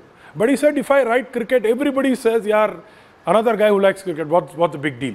So he said, you know what, when I was at IIT Roorkee, we used to do whitewater rafting. Okay, so he said, let me write something cool. He said, other interest, whitewater rafting. Right, sounds cool, right? So he got into the interview. First question, some pleasantries exchanged. Then one guy sitting in the panel was, looking at us and say, this is whitewater rafting. So you do whitewater rafting here? He says, well, last time I did it was when I was in college. He said, how many years ago? He said, about 5 years ago. He said, 5 years you have not done it? He said, no, I didn't get an opportunity actually. You know how it is. He said, can you tell me 3 places near Bangalore that you can do whitewater rafting? He said, no. He said, do you know any association that does whitewater rafting and it's based out of Bangalore? He said, no. He said, okay. There is a degree of difficulty in whitewater rafting. He said, the one that you did, what level of difficulty was it? He said, that also I forgot. What do you think would have happened in the interview? Positive or negative? Instead of that, you would have put cricket, they would have asked some question, KL Rahul or something. You would have answered it. Correct? So don't try to write something that you are not and get caught. So that's where the interview comes. And see, people say, right, that interview is like a stress interview. I had a stress interview. Let me tell you, whatever I know about ISB interviews, they are not stress interviews. But if you don't know what you have written, it can be very stressful for you. If you are very clear, it can never be stressful, right? I have had a student, so he used to work for an NGO that used to work with children in cerebral palsy, right? So the question that was asked, one of the panelists was a doctor. He said, cerebral palsy, how does a mother know that the child is suffering from it? So he told the symptoms and at exactly what month they would start seeing the symptoms. He told the exact medical terms. He told what are the treatment. He even said whether they should go to a normal school, special school. 30 minutes he just spoke on this topic, right? Why? Because he's confident about it. So as long as you know what you have written, interview will actually be a lot easier for you. How do I pick my recommenders? I'm afraid, see, if I go to my boss, ISB doesn't happen, then what to do? I'll get to know my result November, December, then Happy New Year, so I have to do with this guy only. Correct? So here is the first thing, and I want you to, consider this, food for thought. If you are not able to work with your manager tomorrow, there are going to be multiple stakeholders in a lot of things that you're going to do in life, correct? So make sure that, so the expectation is that you are able to work with your current manager, that you are able to explain what your career goals are, correct? In such a way, because if you're not able to do that, trust me, there are a lot of other things that you would need to do in life that you may not be able to do. So the first thing, and this is something I recommend, break bread. You know what is break bread, right? Like go out, have lunch, dinner. Go to cafeteria, if nothing else. Correct? Go to the company cafeteria and you have to play it well, right? So first you start off praising him, right? I really admire what you do in life. I don't think I'll be able to do that without an MBA, but you know where it's headed, right? So then you ask, solicit a career advice. Say, do you think I should do an MBA? Let that person come back to you, and all honestly, people are not going to try to screw your career over. So they will say, yeah, you should do it. Once he said yes, there is a commitment, right? He only told, right, you do an MBA. What you should not do is 1 week before your deadline, he's sitting stressed, there is a project delivery to be done, suddenly you enter. I just want to tell you, I'm applying for an MBA, so I've sent you my recommendation letter. He's like, anyway, this is done, this guy also, I'm going to screw this guy. I'll start writing it. So just be careful on this. Prep your recommender. One thing that I advise is never, even if your recommender, see, first of all, your recommender is invested in your career. He has to write your recommendation letters. But one thing that we have seen, right, in my experience, is that a lot of times Indian recommenders also face the same problem. They just don't know how to write, right? How is this guy? Good guy. How long you know him? 2 years. Right, so you have to prep him, you have to tell him how important this career decision is for you and the details so that he has more meat to write. And sometimes it's okay to recollect this. So, they will be asking about things that I've done. So, the project that I did that time, I did, So, you can just tell him stuff like that. And what I would suggest is, the least should be title. I have seen a lot of students come back and say, should I get it from the VP of, let's say, marketing? He's a big shot, correct? And he's going to write a recommendation. But the problem is, he doesn't know me that well, right? Do not get it from people that you don't know well. If you cannot call him, if you don't have him on your hot dial, you probably don't know him well, correct? So make sure you know him well. So your personal equation is more important than title. Among people who have good equation, let's say there are 2 people equally good, pick one who can write better. He may like you, but if he cannot write well, that is going to go against you. So pick someone who can write well. All right. Third one, I know ISB is a great school, but I'm not able to write anything specific. About how it can help me achieve my career goals, right? So this is a classic scenario where we say, I know ISB is good. I know something will come out of my, given my current career, kuch to 1 year later, you won't see me in Koramangala sipping tea. What happened here? I went to ISBC, I'm sitting here. Something will happen, right? You trust. It's almost like a leap of faith. But here is something important. What I want you to do is you have to research. You have to be very clear how ISB can help you. See, the biggest question is not for others. Forget ISB admission committee. For a moment, forget them. Are you able to justify this investment, right? Whatever, 25, 30 lakhs, 1 year of your life. Are you able to justify it to yourself? That is the hardest job. If you are able to justify it to yourself, trust me, it's very easy to justify it to, others. Maybe a little hard to justify it to your mom, but most other people you will be able to justify, correct? Read up on the net, unlike 10, 15 years ago, when there was just a brochure. So a lot of these colleges, they would just give a brochure. So the only information was there. Today, internet, Google is your friend. There is so much information. You should be reaching out on the ISB website, on Crackverbal website, on ISB YouTube channels. So a lot of information that you can get. Then talk to alum, talk to current students. The more you talk, the more perspectives you get, correct? And many of the ISB alums, you will realize, are very generous in giving you that time, in telling you how an ISB has impacted their lives, correct? So you could ask for personal stories, specific inputs, but make sure you do that research. And finally, how many of you are not on LinkedIn? Okay. So you're like too embarrassed to say right now. You looked around, you said, yeah, nobody's raising their hand.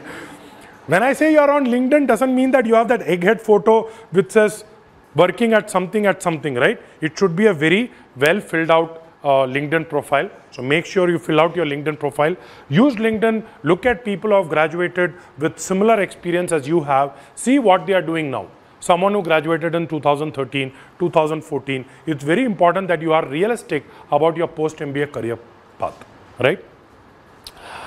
Yeah, this is a question that people had, which is, you know, I have a 1 year gap. How do I address it in the essay? How do I address it in the, you know, whatever, I got laid off, I took a sabbatical, you know, I had a kid. How do I overcome this gap? So here is one thing you ought to understand. There is work experience and there is life experience. You tell me you don't have work experience, I'm okay. You tell me I don't have life experience, I'm not okay. In that 1 year, if you struggled, maybe you started a startup, maybe it closed down. In fact, I will tell you, last year, we had a student who had a startup, right? And I'll tell you what the startup did. It was you go online, they had various designs for making tattoos, correct? So various designs, he ran that startup for about 6 months, 8 months, and you know, it did not work out. He got frustrated, he took his bike, and for 1 month, he actually went, you know, up north, and he was, you know, going around in his bike, you know, like you've seen this Himalayan bike ad, no? Built for all roads, built for no roads, something of that sort. And one day he was sitting and he said, you know what, enough of this, right, screw it, let me just get an MBA. He came back, he, you know, applied for R2, which is January, right, and this is what he wrote in his essays. He said, look, people may realize without making mistakes. In my case, I realized only after making a mistake. Is that okay? As long as you realize. So as long as you're able to tell me you had a life experience, I'm okay with it, even if you don't have a work experience. What you're doing now, is it better than what you were doing earlier? As a person, have you improved? Have you constructively utilized your time? That is a question that you need to answer. If you're not able to answer that, then you have a bigger problem. And yes, for this, definitely use the third essay, correct? And again, as Srikanth said, don't make it into a sob story, right? Don't say it, you don't know what my company did. I worked so hard. Then they laid me off. It took me 2 months to get off depression, right? So don't say that, just make sure that you have a valid reason for it. And the last point is with regards to this, and how many of you have actually started writing your essays? Like you've started writing it? Good. The rest of you have not even started writing it, right? So here is what is going to happen. One day you'll say, enough of this, you'll open a Word document and you'll copy paste the essay. If there is one other person that I have to choose, why should it be you? You'll read it and you'll say, you know what, let me have tea and come back. Good question, right?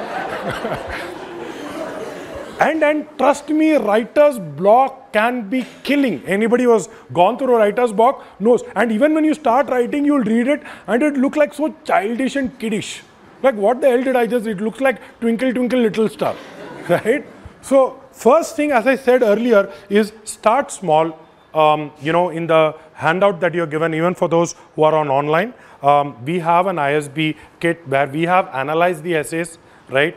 We have provided you with a framework saying this is probably how you can structure your thoughts, right? So what you should do, start small. Start with what is the 2 things that you want ISB to remember about you. Can you tell me one adjective that could describe you? Here is an example, right? So your adjective or your you know, way of describing yourself is a hustler. What is a hustler? Who's a hustler? Have you heard of this word jugaad? Someone who can figure out a way when there is none, right? So now you have your theme, great. Now give me one example. Now what will happen, you have a structure, you will start thinking, give me the examples where I have done this. Probably you have 2 or 3 examples, write it down over there. Once you write it, then you will get into this process of cutting and chopping, but that will happen. As I said, be specific, don't talk global gyan, be natural, don't write. This is another problem that I've seen. People come and say, Arun, what is it that ISB admission committee wants to hear from me, right? It's like, tell me what is it. So I will tell exactly what they want to hear, right? See, it's not like this. They want to hear who you are, right? They want to know your story. I'll give an example of a student who had written about this. So the first story, right, which is what is unique about you. So he had written this essay. He said, look, so he was an IT. How many of you are in IT, by the way? Show of hands. Okay. So many of you are an IT, right? So he was an IT. So he was very clear that the first essay, he is not going to write about, you know, another IT project, correct? So what he did is he spoke about something that he did at work, right? that was over and above what, was expected. So when he first joined, he realized that, there was no sports team, right? So he actually started a football league. So his first essay is about how he started a football league in his company, right? It had nothing to do with IT. It had nothing to do. He just said, look, I came, I saw a problem, and I fixed it. I am the guy, when there is a traffic signal and there is a traffic jam, I get out of my bike and I actually make sure that the traffic jam is eased out. When I see someone fallen on the road, I am not the guy to go by. I stop. I fix the problem. Can I be a minister? Can I be a MP, MLA? Perhaps, perhaps not. But this much can I do? I can do. That is what differentiates me. That is why I should be in ISB, right? So it could be very simple things. There are people who have spoken about things like, like right now it is Ganesh Chaturthi, right?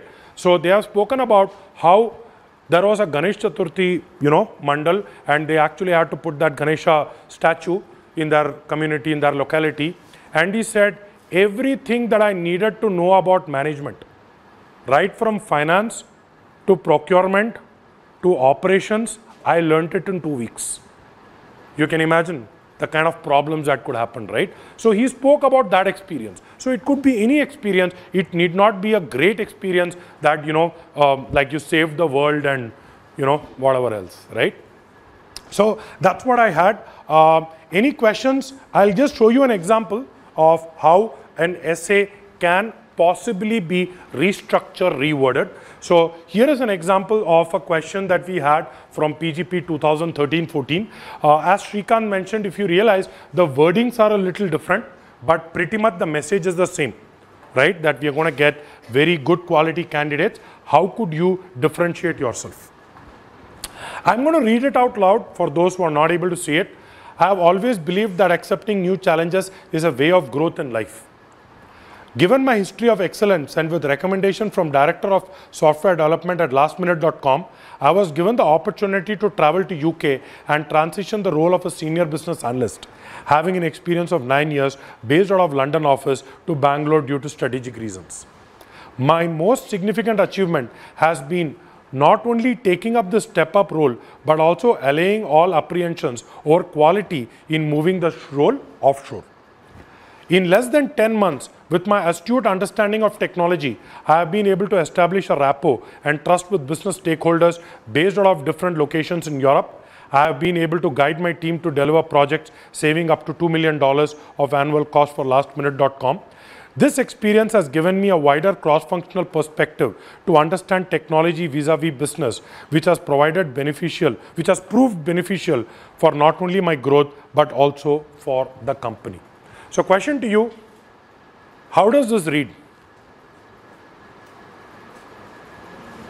Let's be honest, okay? You're all reading original. Kuch problem hoga, right? But let's be honest, does it read well? Looks impressive, right? By the way, these are all actual client essays. There is no such thing as lastminute.com. We changed the name of the website, okay? So let's look at the changed essay. Now just look at it. She's a perfectionist. He won't be able to replace her. I overheard someone tell the Director of Software Development at lastminute.com after he decided to give me an opportunity to replace a senior business analyst based out of the London office. Do you realize how the opening is? Has an interesting hook. Now you're enticed to read further. This strengthened my resolve to prove his confidence in me. Within 10 months of transitioning into the step-up role, allaying all apprehensions, have established a rapport and trust with various technology and business stakeholders based both out of Europe and in India. Now, he has told whatever he had to do. Now he's telling how he has done that. I have innovated new solutions to optimize customer call handling time and to align outsourced business processes in customer care. Through this, I have been instrumental in saving $2 million. Realize that's a number? $2 million, and increase customer satisfaction from 65 to 76%. Not only have I been able to widen my perspective to understand technology vis-a-vis business, I have also learned vital lessons on how evolved e-commerce market of Europe is different from the fledgling Indian market, right? So what happens is, when you look at it, there is a difference in terms of how something which is good can actually be taken to a level that makes it great, right? So that's all I had. Any questions that you have? I'll talk about this. Any questions you had about writing? Any specific problems? Any specific questions? None? Okay.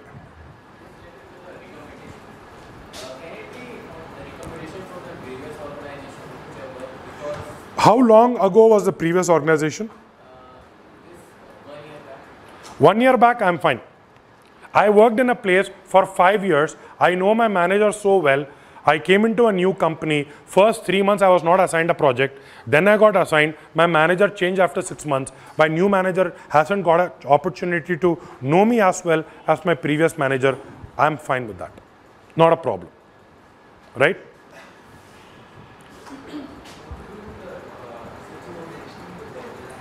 Deadlines, yeah. Round 1 versus round 2? Okay, so the question is there an advantage of round 1 versus round 2? So I think Vijay could be a better person to answer, but let me take a stab at it. You have taken the GMAT, you got a GMAT score, apply in round 1, right? So the whole deal is, do not, there is a BMW ad, right? Don't postpone joy. So if you get into R1, you get an admit, you are at home, December 31st, your New Year party, you know exactly where you're going to go to. It'll be a lot easier rather than you working on your R2 application deadlines. I know many people who have missed that New Year's because of R2. Okay, so if possible, apply in R1. For whatever reason, if you're not able to apply, applying to R2 is also fine. I don't know why people assume it's like a round of death, right? It's not so. You can apply pretty much in R2 also. All right, so I'm going to have the last question, after which I'm going to ask Vijay. So it's about 5:40. Okay, so online question, I'll come back. One question is, in case of a family business, how should one choose a recommender? Yep. So question is family business, how do I get a recommender? And we have had many students having this problem. They said, look, everybody in my company know my father. So if I go and tell them ki I want a recommendation letter, they'll get scared. Like, kya likh ke do? You tell me, I'll write that, right? Second is, if you go to clients, clients don't even have an email ID. They say, can we WhatsApp, right? That is the level. I'm not joking. That's the level. So you need to get, for me, it would be a client, right? And you have to figure out, if it is not a client, it has to be a vendor. If it is not a vendor, get someone within the company who can give a more neutral opinion. But you have to pick one of these three. So family business are always challenging. One more question. If the person you knew has resigned and left the job, is it and has joined a new company, is it okay to get an NOI? Person has left the company, joined a new company, no problem. Make sure that he sends it from his official ID. My problem is, if you say, you know what, this guy I used to work with, can I get his recommendation? Sure.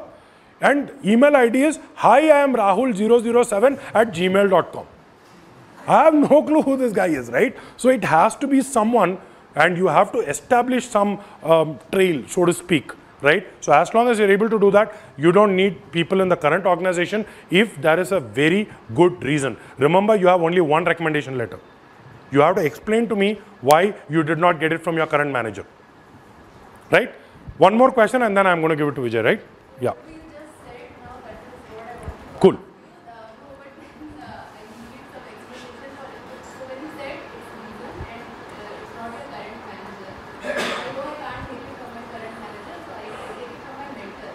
So what is the reason that I give as to why I have taken it? How many of you are planning not to take it from your current manager? Okay. Okay. So if you're not taking it from your current manager, so let me understand this. If is he working within the same organization?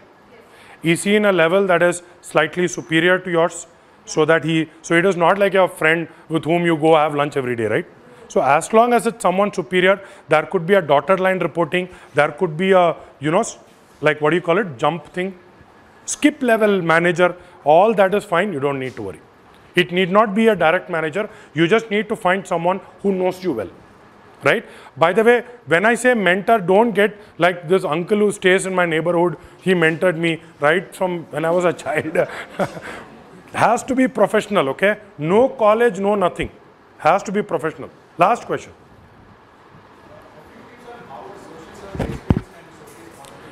See, one myth that people have is the social NGO experience, right? And I've said this earlier. Let ISB think that you're a shallow person if you have not done NGO experience. But for God's sake, don't enroll in an NGO in June and write an application essay in August saying that I do NGO experience. Let them think, perhaps this guy is shallow. If you do this, you'll confirm you are a shallow person. Correct? No doubts. So just imagine how self-centered I am. 3 months before I started this NGO. So don't do that. What they are looking at is someone who has creatively utilized this time. You could be part of a rock band. If you're jamming every weekend, how the hell are you going to find time to do NGO? You have another startup that you're working on along with your full-time 9-to-5 job. How the hell are you going to find time to work on NGO? See, this is a very Western concept. So USB schools, you know, a lot of applicants applying there had this because community service over there is more acceptable. Anybody who doesn't know Kannada, you can attest to the fact that if you work for an NGO, it is virtually impossible, right? You need to speak the local language. So ISB understands that. As long as you're able to constructively utilize your time. That's the key thing. Are you a guy who comes home, eats Maggie, downloads movie from torrent? You get the gist, right? If you are a person like that, I have a problem. If you have done something else with your time, great. Tell me about it. All right? So with that, I'm going to hand it off. Okay, one more last question. One last question online. So this question is it okay if the person can give a template to their recommender and probably look up a few stories and ask you to So here is the deal. Can I give a template to my recommender, right? Can I, so if you realize I written prep your recommender. So prep your recommender is go out, have dinner with him, have drinks with him, have coffee and tell him, you know, about what your plans are, why you want to do an MBA. But when you say you're writing a template, you know what you're saying? I will write the recommendation letter for you. And many a times you may have bosses who do that. Please do not volunteer for it. You know what? You write this reco for me. Huh? You just write whatever you want. Don't do that. He is not doing you a favor. Okay, and I can say this not because Vijay is standing here, but I can say this, admission committee will be able to see it through. I can see that. You give me 2 essays, give me 1 recommendation letter, you write all 3 of them, I will tell you with 98% accuracy. I just picked that word, 98. 98% accuracy that who wrote it. So don't attempt writing it. So template is a euphemism for can I help them? Just verbally, yes, but not by writing it. All right. So I'm going to give it to Vijay. Sorry, Vijay, you have to wait. So I will let you have the next session. No, you can take your time and you can. I normally have to catch cars, trains.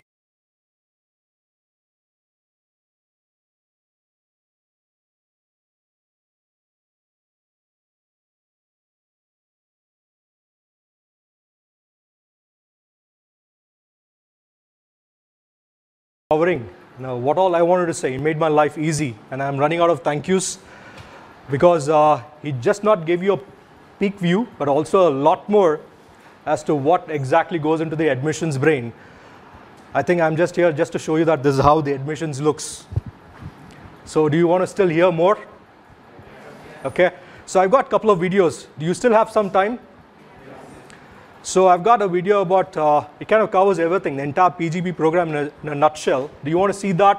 Or you want to see life on ISB? A lot of people talk about, you know, sleeping at ISB is like, you know, it's, even if you sleep more than 4 hours, it's going to be a luxury. In 1 year's time, how are you going to complete the entire program? You want to see a life of, and a video about life of ISB, or you want to see a video which kind of covers both the campuses. Again, there's another myth or apprehension that is ISB Hyderabad better than Mohali? Is Mohali better than Hyderabad? So I'll leave it to you. Which video would you like to see? Which one? About the PGP? And so I've got limited time, so I want to cover as much as possible interacting with you. Sorry? So maybe you can raise hands. You know, how many want to see 2 campus video? Okay, how many want to see live on ISB, live at ISB? Okay, how many want to see the first video, which kind of talks about the entire PGP program in a nutshell? I'll play the last two ones then. So you open the crack, where's the video? Yeah, these are the three. So where's film 1? This one. Yeah, play 1 then.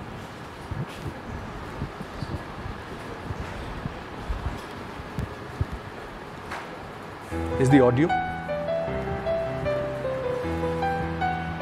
For me, one of the most inspirational moments in my life was when I watched So Leander this Paes video win the is Olympic from bronze the medal at the perspective of the 1996 alums from Atlanta different Olympics. batches. They are talking about how To the see him entire stand on the program helped them in podium, terms of to see change their him win that experience medal, to before. see the Indian flag going up, to see that tear rolling down his cheek, I think was really inspiring. And at that very moment, I decided that I wanted to play for India at the Olympics. And that was the start of my dream.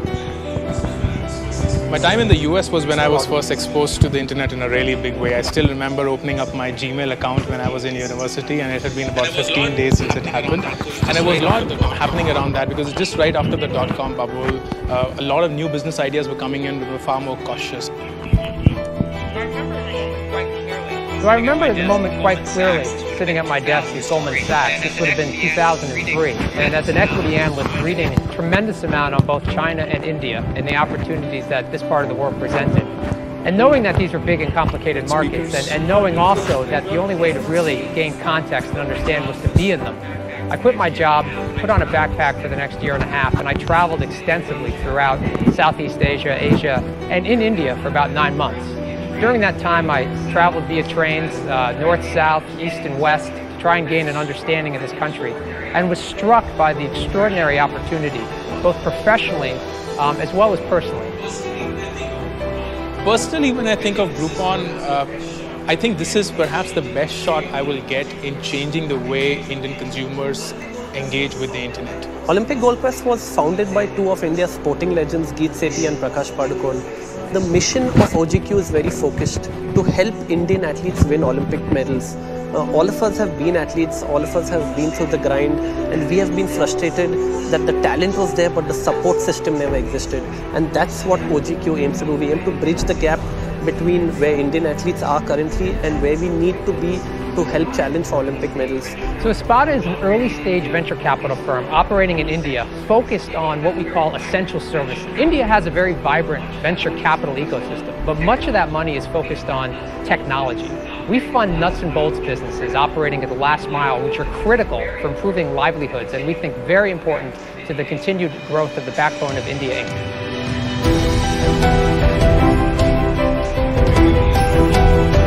Everyone in my world knows this. The 1 year at ISB completely changed me as an individual. I think for me at ISB, the biggest learning experience has been from the entire group environment, be it in study groups, be it with your classmates, be it with your quaddies. Here I was like this linear science guy with just one unilateral perspective, and suddenly these multiple dimensions come in. All coming from diverse backgrounds. One was an entrepreneur, one was a sales guy, one was a typical IT geek, and here was I, a sportsman. When I look across the broader early stage funding ecosystem in India, I find entrepreneurs, I find venture capitalists, I find people in the startup community from across the ISB batches. There's a tremendous amount of entrepreneurial activity that comes directly out of the school. In fact, the first deal we did out of Espada Investment Advisors was found via the ISB networks and negotiated right here in this room. When I look at my year or years post ISB, I think two things really changed. One is my ability to take risk. I'm a lot more confident, and as an entrepreneur, that is extremely important. And second is the network.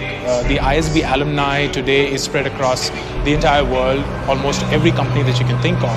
And as an entrepreneur, I know that these alumni of these companies are either my future clients or my future service providers. That for me is the ISB experience.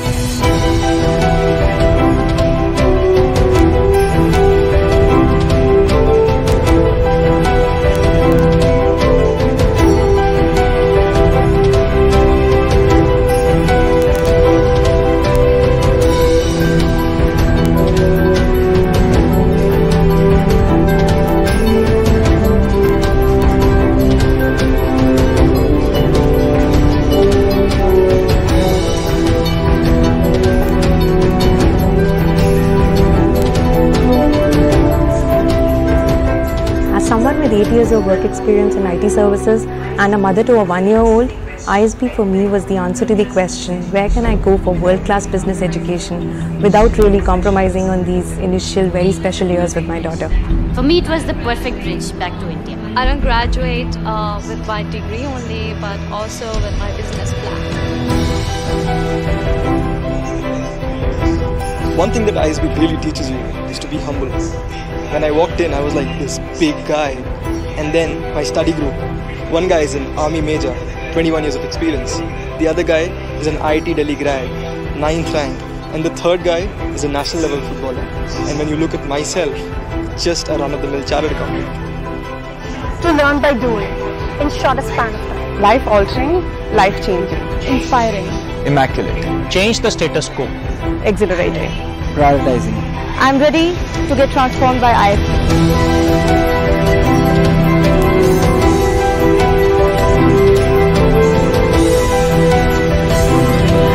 Is that enough or you want to see one more movie? One more? I think you guys are all movie buffs. So, film 2. So this one was made by the class of 14. So you can understand that they have a lot of time apart from studying. Oh, not this one. This is... okay, this is the campus, 2 campus video.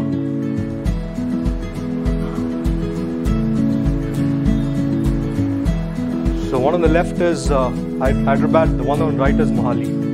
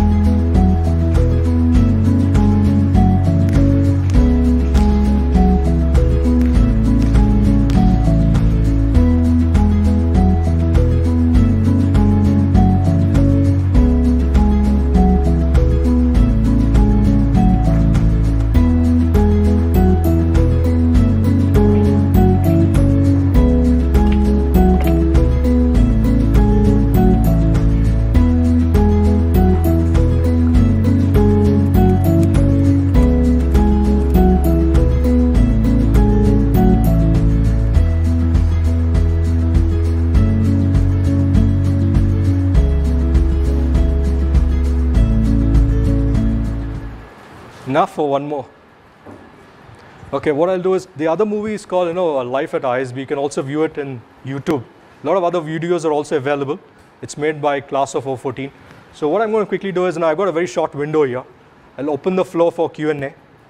And before I do that, Karishma told me very clear that I have to first answer these first 4 questions before I take on any questions further. So I've got a first question which says, what kind of GMAT scores does ISB expect?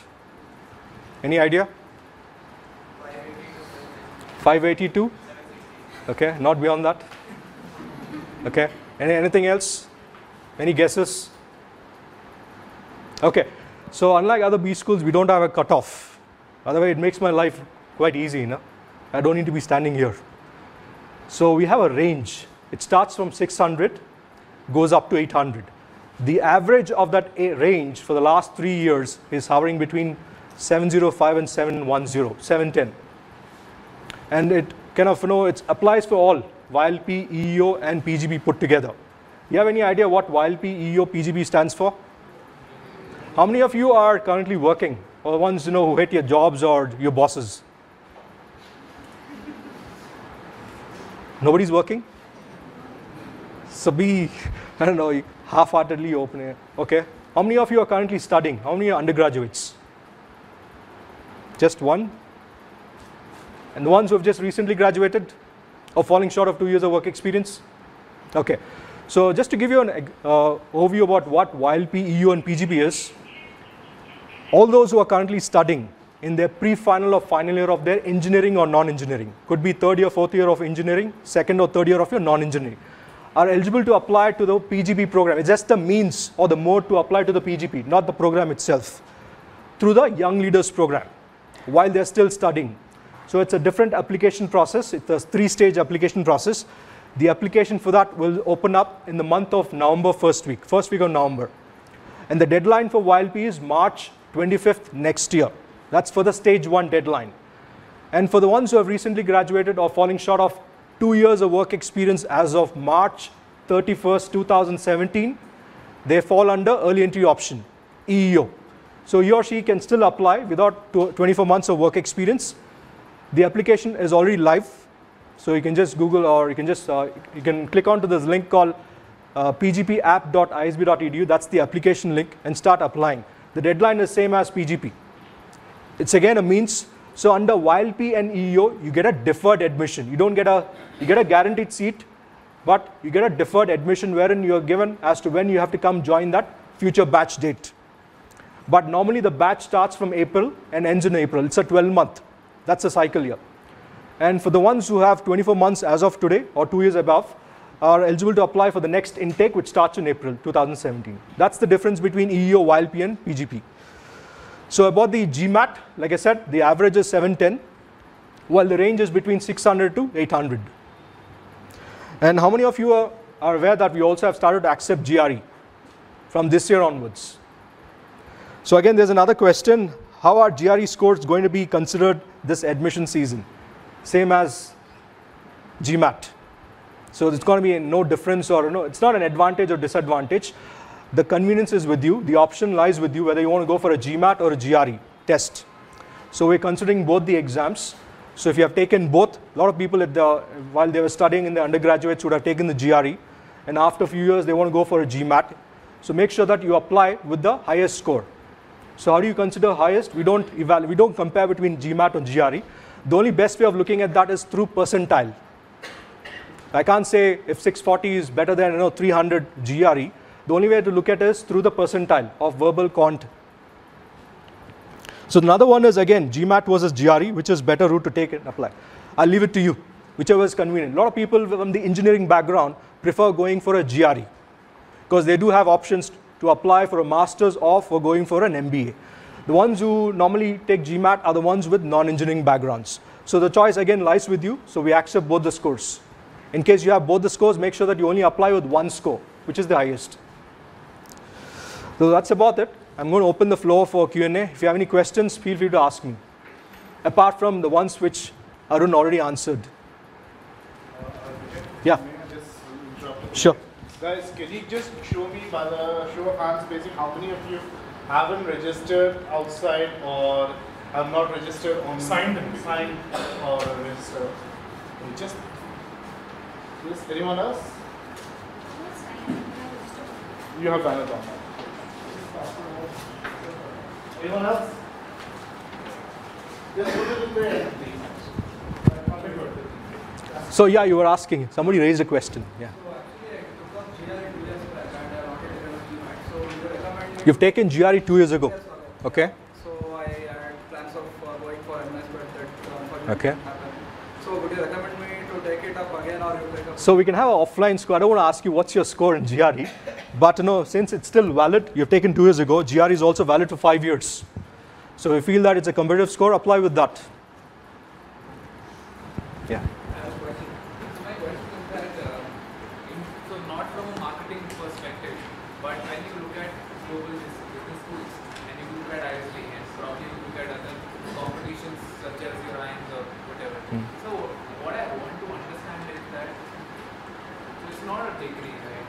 It's a 1-year course, and in some places it's not accepted as, on a global perspective, on a very global perspective. If you look forward to probably 10 years down the line doing a global business sort of a thing, how do you see ISB as being probably a stepping stone to that particular person, not in terms of his personality per se, but in terms of ISB contributing some kind of some content so that his personality stands up globally. Okay. If you come from, say, a Stanford, right, and if you come from an ISB, very different profile. No, I'm still 15 years old. Anyway, having said that, I understood. By any chance, are you a professor or something? No? Okay, I'm just kidding. So it's a very valid question. You know, you all have to understand that we are only 15 years old in business. Unlike the names you just quoted, on an average, they stand about 70 years and above. Some even 646 years above. So in terms of we denting, if not the world or the country, maybe if each individual, let's say, contributing to 50 people around us or 100 people around us, we have an alumni size of 7,500 already in the last 15 years. So think about each person impacting somebody or the other. From an individual standpoint, from an institution standpoint, it's again a different ball game altogether. You have to understand as to why ISB was even set up in the first place. They have wonderful B schools in India. There's no dearth of a B schools in India. But there was a reason for why we need to have, why there was a need for a ISB.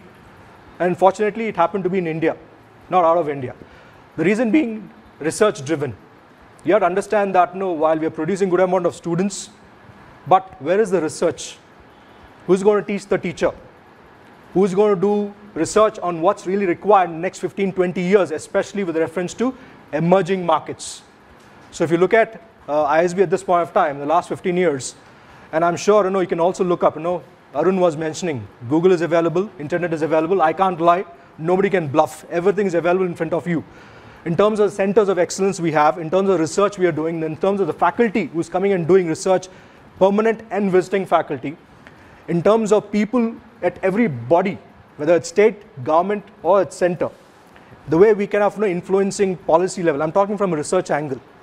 And how the research gets influenced into the curriculum over a period of time, which is again taught. The curriculum is very dynamic. We don't teach what happened 5 years ago. It's obsolete. We're teaching what is going to happen next 3 years, 5 years, 10 years down the line. If somebody talks about, let's say, 3G, we're all like, wow.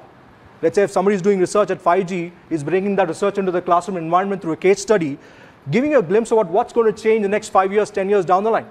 What kind of infrastructure is required? How the landscape is going to change with reference to telecom industry, how your mobile phones, what kind of features are going to come in or add value to the lives, people who are actually the end users, is something which is again taught by the ones who actually do research. And just to talk about the portfolio management, yeah. So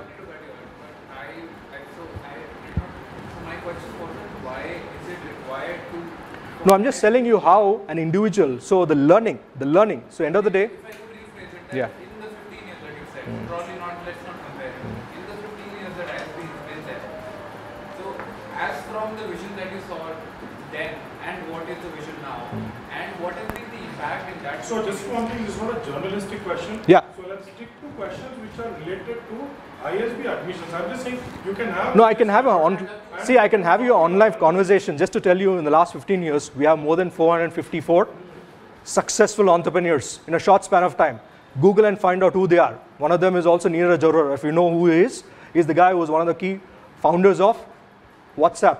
And the guy who was instrumental in merging WhatsApp with Facebook. No, I'm just telling you. Then you also saw Ankur Warikoo, you also have Umang Kumar, the host of people who are not somebody who is like struggling to make it up or struggling to find a seed. The ones who actually sold, sitting on huge valuations, are the ones sitting on pile of cash and looking for people like you, opportunities where people have ideas, creative ideas where they can invest in the last 15 years. Plus, on top of it, we also have huge amount of alumni network spread across 41 different countries. And usually, if you look at the roles they occupy, in less than 15 years of our being in the space, we have 454 plus people already in the CEO, CXO, CEOs of Fortune 500 companies. You can also Google. You can also look up their profiles in the LinkedIn. Short span of time. So give us another 5 years, 10 years, I'm sure we'll occupy every seat, not just in the corporate world, also in the government. Because we're also teaching, we're also kind of educating people in the government. Yeah. How many projects or percentage of projects are corporate funded and which are industry? You're talking about projects? Yeah, which are funded or driven by corporates? So you're talking about research which happens on ISB? Yeah. So if you look at most of the centers of excellence, most of it is driven by, if you look at the 4 institutes in the area of manufacturing, public policy, infrastructure, and healthcare, all are funded by the who's and who's in the corporate world. Whether it's Airtel, if you look at Punjaloid, they're funding Infrastructure Institute in Mohali. Bharti, Sunil Bharti Mittal funded the public policy. Similarly, Max funded the healthcare. So most of the research is funded by the corporate setup. And most of the people who are actually at the helm of the research are also sitting in the key portfolios at the state and government level, influencing at the policy level. For example, Raghuram Rajan was also taught at ISB. I don't know how many people know that he's also a fellow of ISB. So after September, most probably he might come back and teach 1 or 2 lessons at ISB. That's a possibility. So he's going to come back to the professor at Center for Analytical Finance and say, listen, I'm going to come up with this policy, or this is a historical policy. This is the data, this analyze and give me some kind of suggestions. That happens to the Center for Analytical Finance. And the guy who's at the helm of the affairs is also currently sitting at the RBI, one of the committees of RBI. His wife also teaches, right? Strategic negotiation. Yeah. So his wife also teaches. Yeah. I have a question regarding the GMAT score. Okay. So for a candidate who has a 4 to 5 years of experience, or maybe 3 to 5 years of experience, what kind of GMAT score do you expect from him? And what is the statistic? See, ideally, if you ask me what's the best score, 800, nothing like it. There's nothing beats 800, right? In GRE, nothing beats 340, right? So why even, try to attempt for 600 or let's say 300? Aim for the highest. See, honestly speaking, it's very subjective. Tomorrow I go take a test, I might get a 700 or I might end up with 480. Depends on what the circumstances are, what my mood is. So if I can just tell you, I give you a range. And the average of that range, if I take only the 80% of the mean of the class, so normally if you look at the current batch, which graduated recently, I should not be talking about all those numbers, but 25% of the batch had scores less than 650. So they are kind of compensating with a lot of things. For example, it's somebody like me who got 16 plus years of work experience. I don't care what his 10th, 12th undergraduation or GMAT or GRE is, because the kind of rich experience he or she is going to bring into the classroom environment. For example, let's say somebody sitting next to you is an IAS officer or an IPS officer, gives you a glimpse about how the entire government functions today, not what happened 10 years ago. So that's kind of rich experience which is also required, right? So there, we're not going to look at if the person's GMAT is 700 or less than 700. So it's very subjective as to how we're going to evaluate each and every individual. You don't compare. Yeah, please. So the question is, how are GRE scores matched up against the GMAT scores? Does ISB use the score converter? So it's a first year, right? So we don't want to take any chances. We don't want to lose out any potential candidates. So we're not using any score converters. The only best way of converting is through the percentile, like I addressed before. I'll just plug in one thing. So I don't know how many of you know Crackpurple also has GRE. And I am also taking the GRE batch, so just wanted to... That's a revelation. So for us also. So good to know. Yeah, sorry. I'm a DMT. So Okay. I got out of last year's process after the interview stage. You applied last year? Yeah. Okay. And the questions that we know of the essays are a little bit similar. So can I assume that I can use similar content from last year's essay, or will it be a problem for my profile? I mean, will the ISB adcom think that he has used the same content over and over again? See, if you are a reapplicant, there's always an opportunity to use whatever you've applied. The data from the previous application, only for the last year. But in terms of essays, for example, let's say, I'll be very honest with you, it might sound very crude example. So I'm unmarried.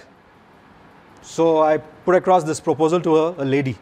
She rejected me based on what she saw on the data.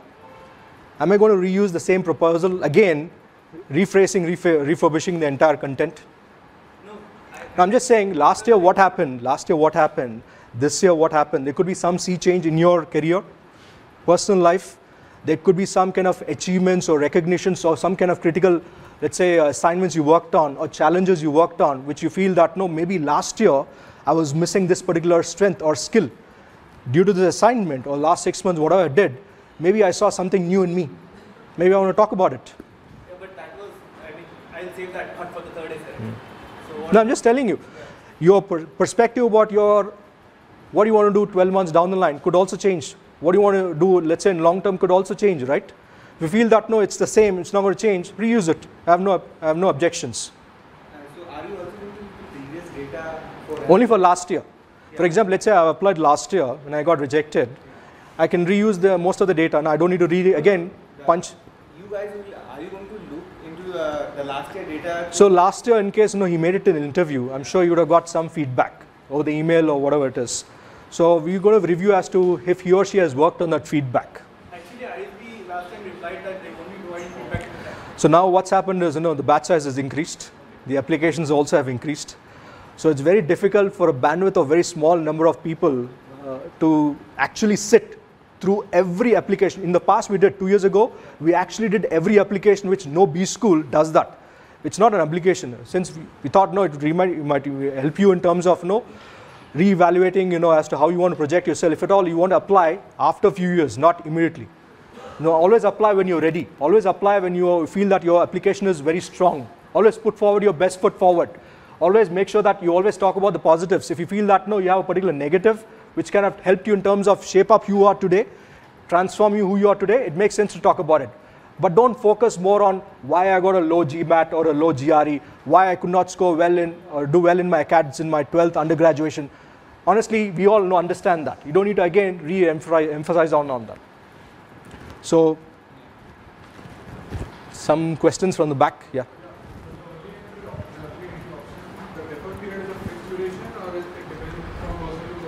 See, for the early entry option, the deferment, for example, let's say I've got 0 work experience. I just graduated last month. I'm still eligible to apply under the early entry option. So I get 2-year window to ensure that I go into the industry, gain that 24 months of work experience and come join a future batch date after 24 months. That's how it applies. And for example, let's say I'm not able to find a job for the next 6 months. So till you complete 24 months, that is when you'll be given a particular date as to when you can come join a future batch date. At least mentally, you'll have peace. You'll be at peace saying that, I at least have a guaranteed seat at ISB. If not today, maybe a few years down the line.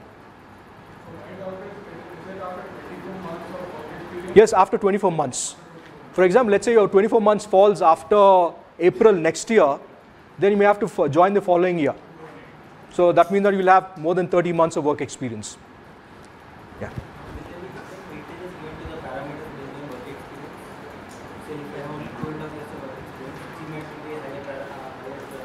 So for example, his question is, if I have low work experience, so will there be different parameters based on your total number of work experience? Weightage. For example, just for the argument, there are 22 parameters in the application. Each parameter is very important and vital for us. For example, let's say in the first 5 parameters, you are average. And the remaining 15 parameters, you are above average. Kind of gives you a balanced score.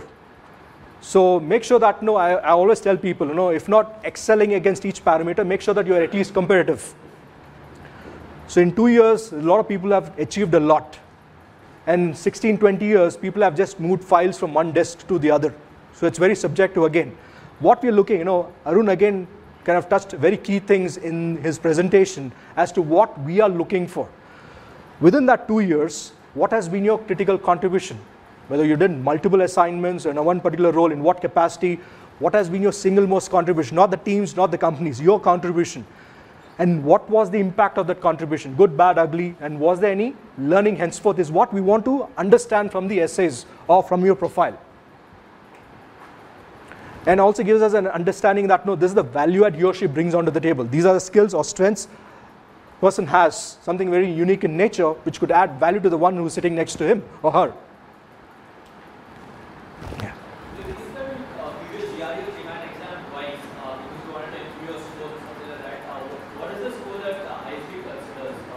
So you've taken 2 attempts in the past.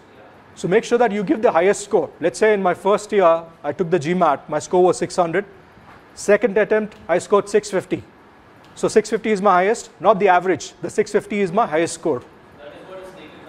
You have to mention that in the application and submit it. So while your scores gets reported to us, if you have mentioned that the score needs to go to ISB, but unless until you punch in that number in the application and submit it, we won't be able to consider either of the scores. Yeah. Last day is like say 15th of October, okay, and suppose I gave a link for a recommendation. So suppose the recommender doesn't, what is the timeline for the recommender? See, ideally, we ensure that your recommenders also send in their recommendations on or before 15th of October this year. That's the first deadline date. And these are two parallel things. You submitting your application, your recommender submitting his or her recommendation. I can understand.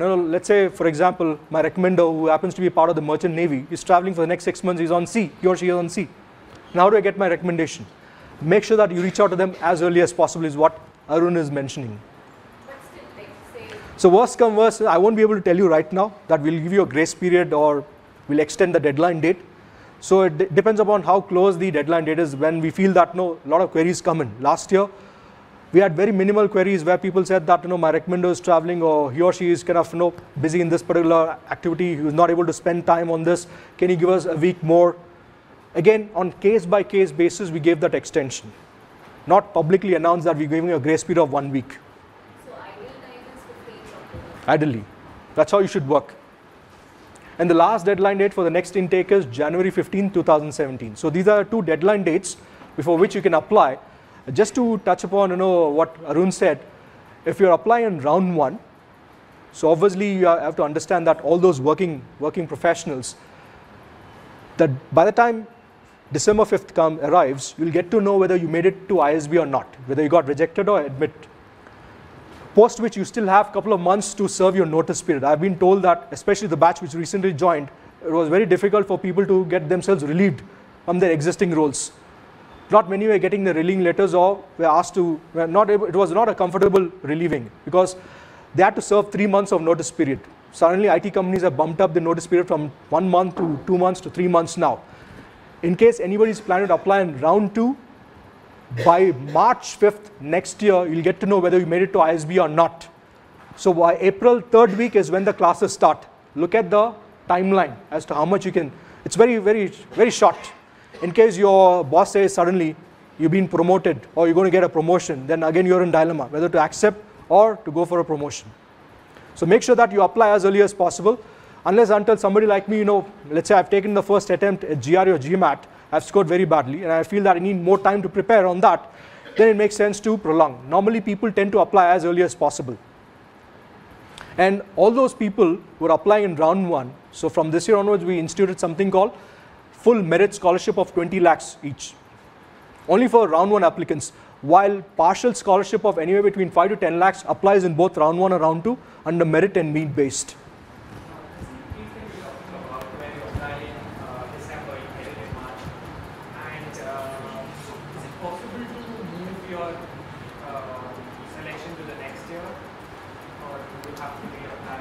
So that's what I'm saying, let's say you got an admit letter by March 5th.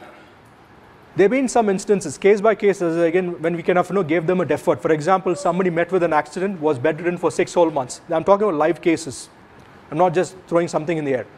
So he or she could not attend the class. In that case, we kind of deferred by 1 more year. There was another case where a person was going through a terminal illness. So he or she had to go through a chemotherapy and could not join the batch immediately. Required for an extension. In such cases, yes.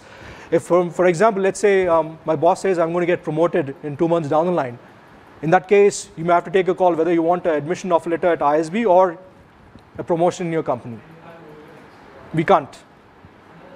And I won't be able to answer all those queries whether we can give you a deferred admission or not at this point of time. It's again done by the ADCOM committee, and plus you have to first apply and see if you can at least make it to the interview level. So ensure that you focus more on the application. Application is very, very critical.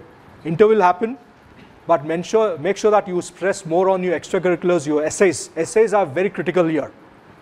It's as good as your sales pitch to us, saying that this is what I am, this is who I am, this is what I think, this is what my perspective is about XYZ things, and this is where I want to go in a couple of years down the line. I've never met you, I don't know who you are, what you are. The only way I kind of visualize who you are, what your personality is, what your personal traits is through the essays. So ensure that you articulate your views very carefully. So and just on that point, just one thing. We'll have the last 2 questions, and again, sorry to play police over here, but we will, it's like closing orders, right? The guy comes to the restaurant. Okay, so I just had a last thing, can you just go on to the next slide and then probably. Sure. So just to kind of let you know about the students who have gotten into ISB over the last many years. So in fact, one of the reasons we work very closely with ISB, if you want to understand from the way it's used, is it? I'm wearing the white. Sorry. Yeah, I'll just take them like this. So one of the things is that we have worked very closely with a lot of students, and these are some examples of students who have gotten in over the last couple of years. And every year we have a sizable number of students applying, and many of them getting through to ISB. And that's one of the reasons we work very closely, because both of us, like, you know, ISB and Crack for Bull has, you know, they have to be in sync. Just wait for 2 minutes, then we will, cannot be, anyways, we are closing it, okay? So that's one point I wanted to mention, and can you go to the next one? And yeah, we have a team of ISB experts. So the way it works is, when you say ISB expert, apart from the fact that they are alums from ISB, here is one more thing, and this is again not trying to be disparaging, but everyone who is on our team, in fact, people like Shrikant and Sannadhi, they go through a pretty extensive process of training, right? So admission services is headed by me. We make sure that all of our consultants, number one, they have to have the same thought process, right? So I know exactly what Vijay is going to say, because that's the opinion that we have. That's the opinion that everyone on the team has. So we have people working in various domains. Kushagra works in media, Rohit works in finance, Sannadhi works in FMCG, we have someone in IT, we have, you know, all over the place. So we make sure that we get someone in your domain. And here is an interesting, important thing. We do not write your essays, okay? You have to write your essays. Think of it as a sounding board. Right? You have written something you don't know. You come and say, hey, Arun, look at this. Tell me, what is your opinion? Now I'm going to put track changes and I say, you know what? This doesn't make sense to me. If I read it, you know, you probably need to change it this way, that way. So the change has to come from you, but we act as that sounding board. And just the last one for all those who are here and plus those who are online, we have a specific ISB offer, which is a 15% off. I think, can you just have the... Can I just have that? So all of you have a card, so you can probably... It's a Crack Verbal. Yeah, just to, you know what? There is no ISB over here, but yeah, there is. So we have 15% off on ISB application help, and make sure you contact Vijay Khanna, not Vijay Gautam, for applications help. And that's what I had. Last two questions we'll take up. Correct? After which, here is what I recommend. Vijay, if you're okay with it, we will basically turn off the setup. We will kind of switch it off. But one-on-one, maybe, you know, while we are walking, you can probably come and ask. So last two questions, if I can just see your hand, I can probably pick. It's going to be okay. One is going to be online, and I'm going to go with someone who's not asked so far. Can I do that? Abhijit has not asked so far. So Abhijit and online, okay? So I'm just going to pick that. Yeah. Okay. All right. So we kind of give away two kinds of scholarships. One is merit-based scholarship and need-based scholarship. So merit, by default, anybody who gets an admission offer letter is eligible for a merit scholarship of anywhere between 5 to 10 lakhs. We're not giving hard cash here. We're just giving a fee waiver. And the ones who are applying in round one, we also get a merit scholarship of 20 lakhs, only for round one applicants, while the partial ones works for both the rounds. The need-based scholarship, the criteria for getting a needs-based scholarship is your overall family income should be less than 10 lakhs at the time of you taking up this program. So who can be my family members? My parents, my unmarried siblings are all part of the family. And in case you're the single most breadwinner, then you're eligible for a need-based scholarship of anywhere between 5 to 10 lakhs. But it's again a condition that there is a need-based essay which you need to attempt in the application before you submit it. You can't expect a need-based scholarship after you submit without writing the essay. So if you have logged in today, you'll see the need-based essay. Please make sure that you update that along with your. We also require some documentation. For example, let's say my parents are retired, so maybe a pension certificate is good enough for me to upload that. In case my siblings are unmarried or let's say not working, if I'm the only one who is working apart from my parents, make sure that you upload those documents. If at all you are applying for a need-based, ensure that you also give us some input as to why you are more needy than compared to others who are also applying for the same need-based essay. Apart from this, we also give away a corporate scholarship. This kind of kicks in once you complete third or fourth term while you're in the batch. So there's a host of corporates which come and provide scholarships in the form of, let's say, a lakh, could be even full tuition fee. All those individual scholarships which the corporates provide are available on our website, because again, the criteria, the selection process, prerequisites also change. For example, Novartis gives scholarship only for women. Tata Motors gives scholarship only for non-engineers. Now, don't ask me why they give only for non-engineers. So it's their discretion. So apart from that, ISB also gives you an institution level scholarship after you complete, depends upon where you stand within the batch. If you're the top 5-10 percentile, then ISB also gives you a fee waiver. So these are a host of scholarships. Apart from that, we also provide bank loans or education loans. So we kind of tied up with 10 plus educational banks, which are PSUs and private, all are Indian, which kind of give away an education loan only based on your admission offer letter. So it's collateral free. You don't need to mortgage any assets. That's the best part. In case you want to go for depends upon how much you want to take. Most of the, let's say 70% of the batch last 5 years has gone for an educational loan, partial or full. It's very subjective again. And the banks are willing to give full up to 95% of the loan. For example, let's say the entire fees all put together. Let's say your overall investment into the program is 34 lakhs, including your tuition, accommodation, your food, other expenses which one has to bear, your books, laptop in case you want to buy, all put together, let's say 34 lakhs. The banks are willing to give 95% of that loan amount, only based on your admission offer letter. That's the best part. And the repayment year is also under 7 years. Now they increased it up to 10 years because the fees is also increased thanks to the education cess which we need to pay to the government of India in the form of 4.5 lakhs. Is that okay? Yeah. Any other questions? Last question. Last online question, I think Yes, this is in terms of the early entry option. Would internships be considered as work experience for? It's a good question. Normally we consider full-time work experience only after he or she has graduated. So under this, in case the person has graduated, is working, then we can consider as a full-time work experience.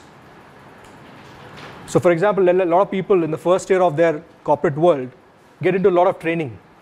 The first year goes into. So we also consider that training period as full-time work experience. All right. So I think, all right. It's about 35. So maybe you want to close? Yeah, I just wanted to. So first of all, thanks a lot, Vijay, for coming, and I think this was a lot of applause. And I also think a round of applause to you and for people watching online. So you can give yourself a round of applause for patiently being. And I think this shows me that you have the drive. It's just a question of the next 6 weeks. How do you translate this drive into accomplishing your goals, right? Any questions you may have for Vijay right now, you may have, you can probably ask while he's walking out. For anything else, just mail us at essays@crackforward.com. Right? Both Vijay Khanna and I would be looking at these mails. If there is anything relevant that you think we should ask Vijay, we can obviously pass on and get you answers from that. Right?